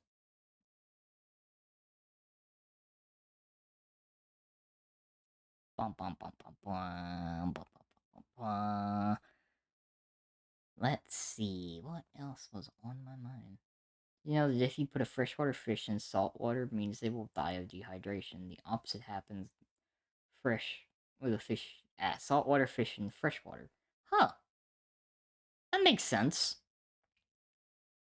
Yeah, the salmon. uh, this also reminds me of that idea that's definitely a far, far off stretch goal. The far off stretch goal being in a cooking stream. And not cooking simulator. Because I realize in order for me to do a cooking stream, I either have to get to a point where I'm okay showing off my, my hands fully, or I set up a shit ton of green screens and shit. Learn from Geary. Hand stream. I mean, it is a possibility in the future. I could just do a hand cam setup over like a stove. To put something in front of the camera so it doesn't get like splattered and shit.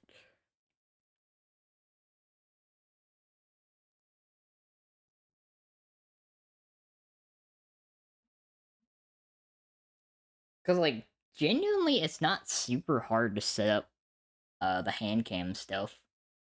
Don't let Phil know about this. The constant view of the upper feet will probably be too much.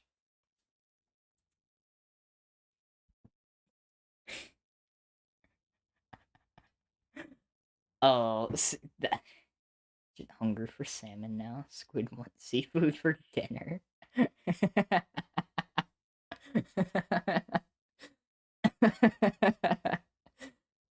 uh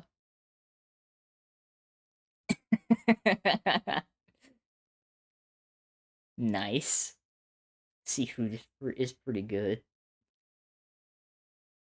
But yeah, like seeing I could legitimately use a similar setup that people used to put together like Gunpla and stuff like that. You like retrofit it for cooking. Yeah, dinner would probably be good. I should probably eat something here in the relative few minutes. Come to think of it. Be off. Have a good one, Curious, and thank you for stopping by. I really appreciate it. You have some good food. Seafood pog. Indeed. Seekers, though, they do not like swimming for understandable reasons. That's fair. Honestly, I'm kind of the same, because I don't float.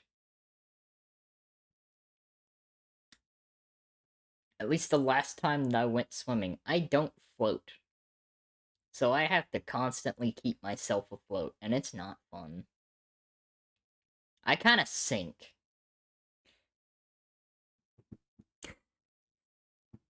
You are a muscle cat. Someone understand. What? Like, I don't get it. Even on, like, completely calm water, I don't float. I don't understand why I am just incapable of floating. I just sink. Flotation device. Yeah, it's like I don't even know why. Like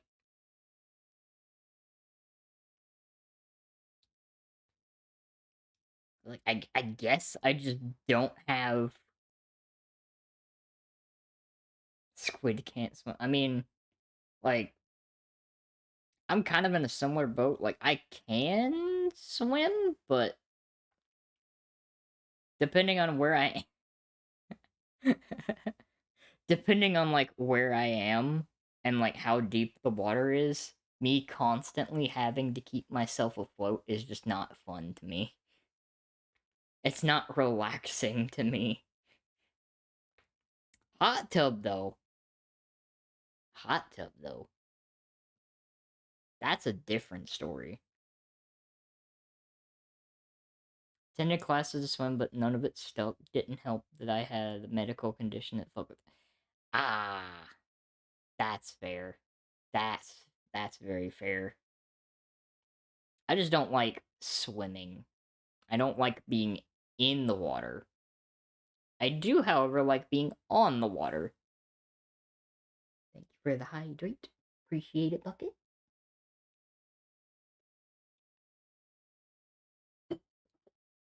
Like, I am genuinely, like, comfy being on a boat. Time as a kid hasn't really swum since transitioning. That's fair. But yeah, like, the most that I enjoy being in the water is, like, either in the shower or in a hot tub. Exposed bones in my right ear. It was stinging. Oh! Oh, yeah, no, that sucks. That, I am sorry you had to deal with that, Squid. That is not fun. Because I imagine that also made it kind of like a bitch and a half with, like, showers and stuff.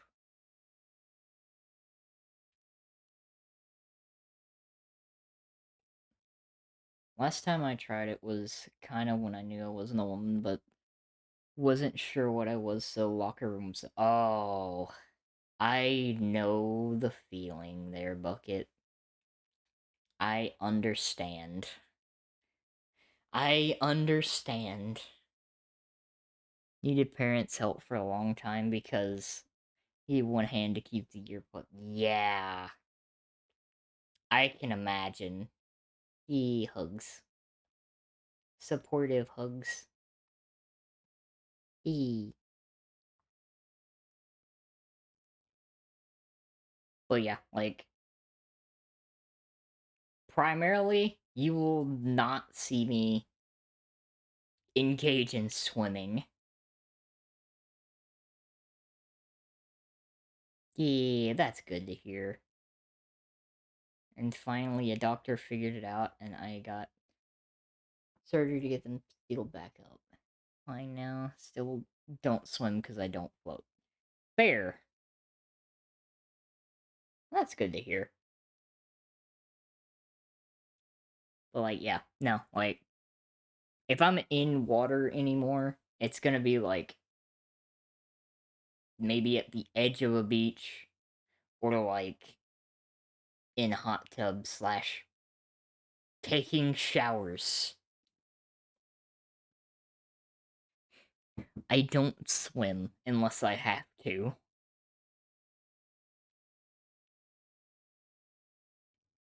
It's like, if I have to, I'll go for it. But if I don't have to, I'm good.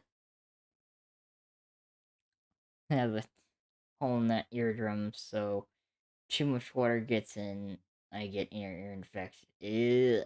Yep, that's not fun. I used to get water stuck in my ear all the time, and it's so fucking awful. Cause like it would take sometimes days for that shit to drain out, and I fucking hated it because like it throws off everything. Like it throws off the hearing, it throws off your balance, it can make you nauseous. It's awful. It's so awful.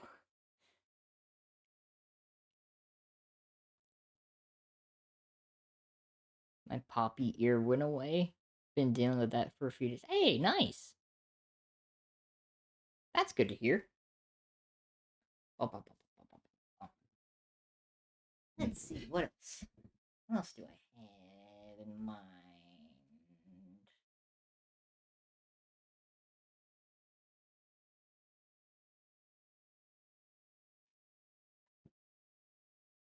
Honestly, all things considered, I'm like, me and saltwater have a mutual understanding. I just admire it from a distance and it doesn't try to ruin my day.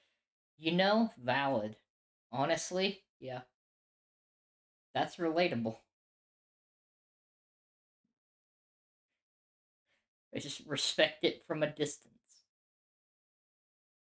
Because believe me, while I was on vacation, I smelt the fucking salt water everywhere.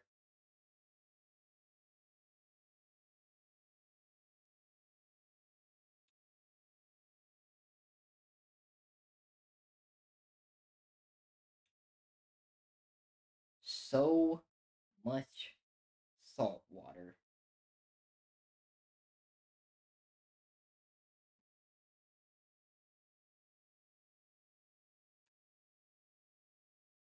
I love the ocean and water art, all sorts of stuff with the water. I just don't like being in water. Yeah, no, that's fair. Like, I can understand that.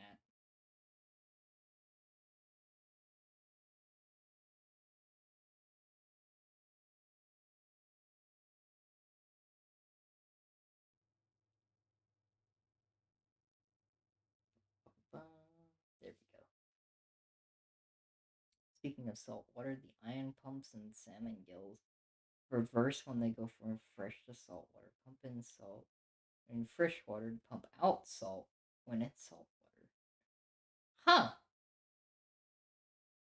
So that's pretty neat.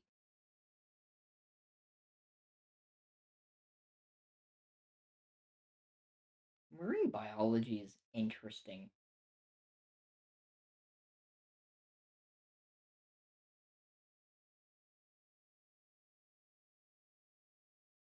I love that. Fish are cool.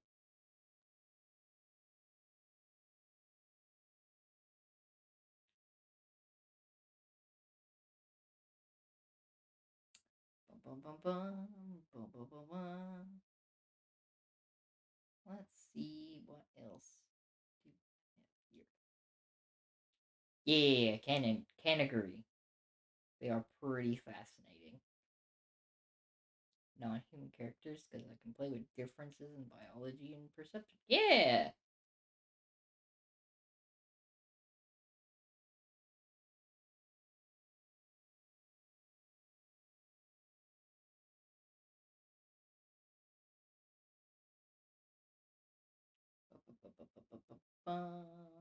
There we go. That's all caught up. What else am I thinking? There was something else I was going to talk about today, and I can't for the life of me remember.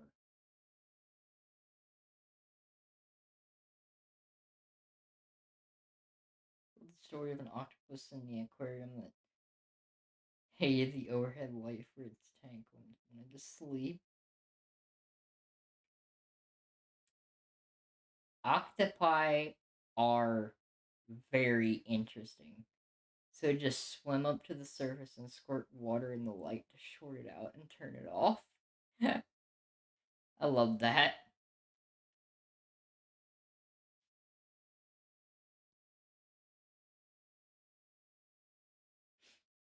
I liked watching that video of the octopi that they put in a jar, and it just unscrewed the lid and just crawled out.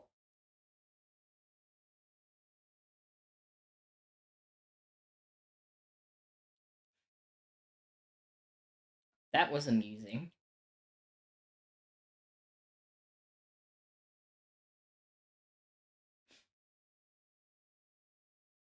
A punch fish for no reason.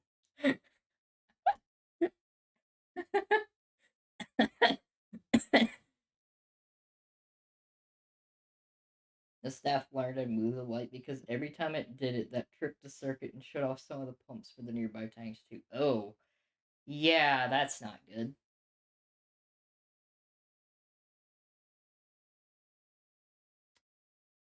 I guess they learned, though, to move the light.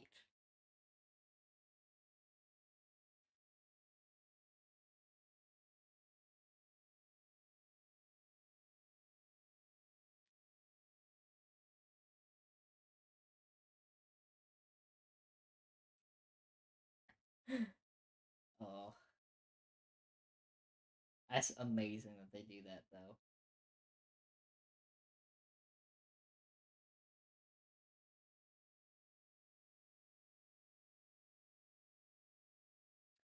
Oh god, yeah, no, I can imagine they would do that from time to time.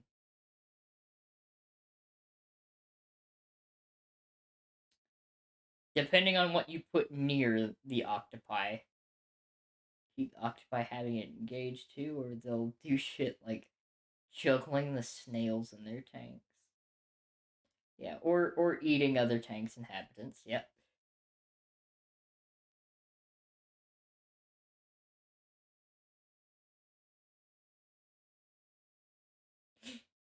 Oh, that's pretty funny though.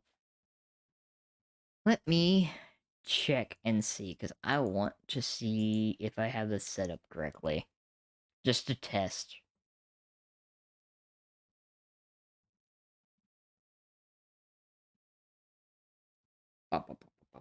Bum.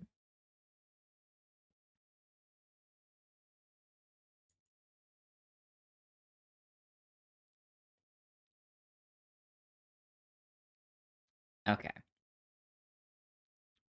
So let's see. Let me go over to here. And let me go to here. And let's see if we change that to this. Okay. I just want to see, like, if this works super well. Spin!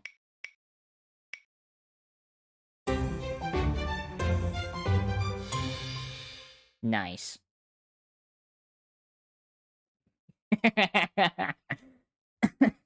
So now I see what I need to do when I use this. I can have it open, I just need to, like, crop the capture image. Okay. That's not too bad.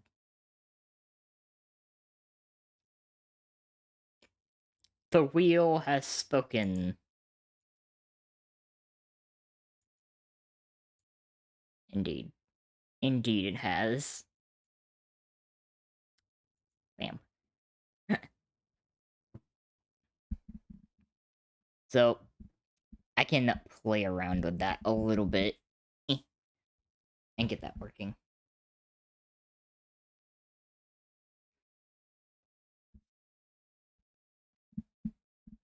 That's good to know beforehand. So that way I don't flop around trying to, figure out how to get that to work in a proper framing. I just have to make a capture and resize it, so it'll be fine. Okay. That's good. That's good. I think I should probably relax a little bit and get ready for tomorrow night's stream. So let me take a look and see who's live right now. Yeah, because I also should probably eat a little something. Since I haven't had anything since lunch. Would probably be a good idea to find some foods. Yeah, thank you for the hydrate. I appreciate it. You know what I'm gonna do, actually? I know exactly what I'm gonna fucking do. You know, big mood. Big mood right now. Big mood. I'm gonna do this.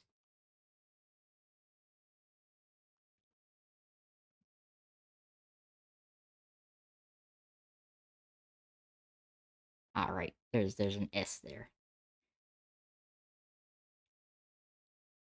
I'm gonna do this. While you're all here.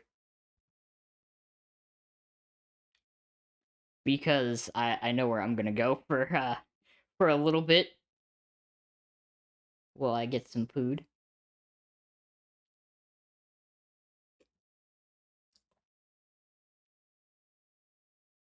Yay. I'm gonna send you to Lucagen.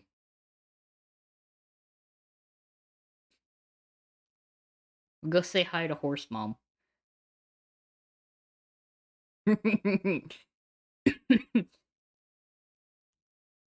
Yeah. Horse Mom. Let's go. Thank you all for watching. I really appreciate it. I am glad we got to hang out today. And I'll see you all again tomorrow night.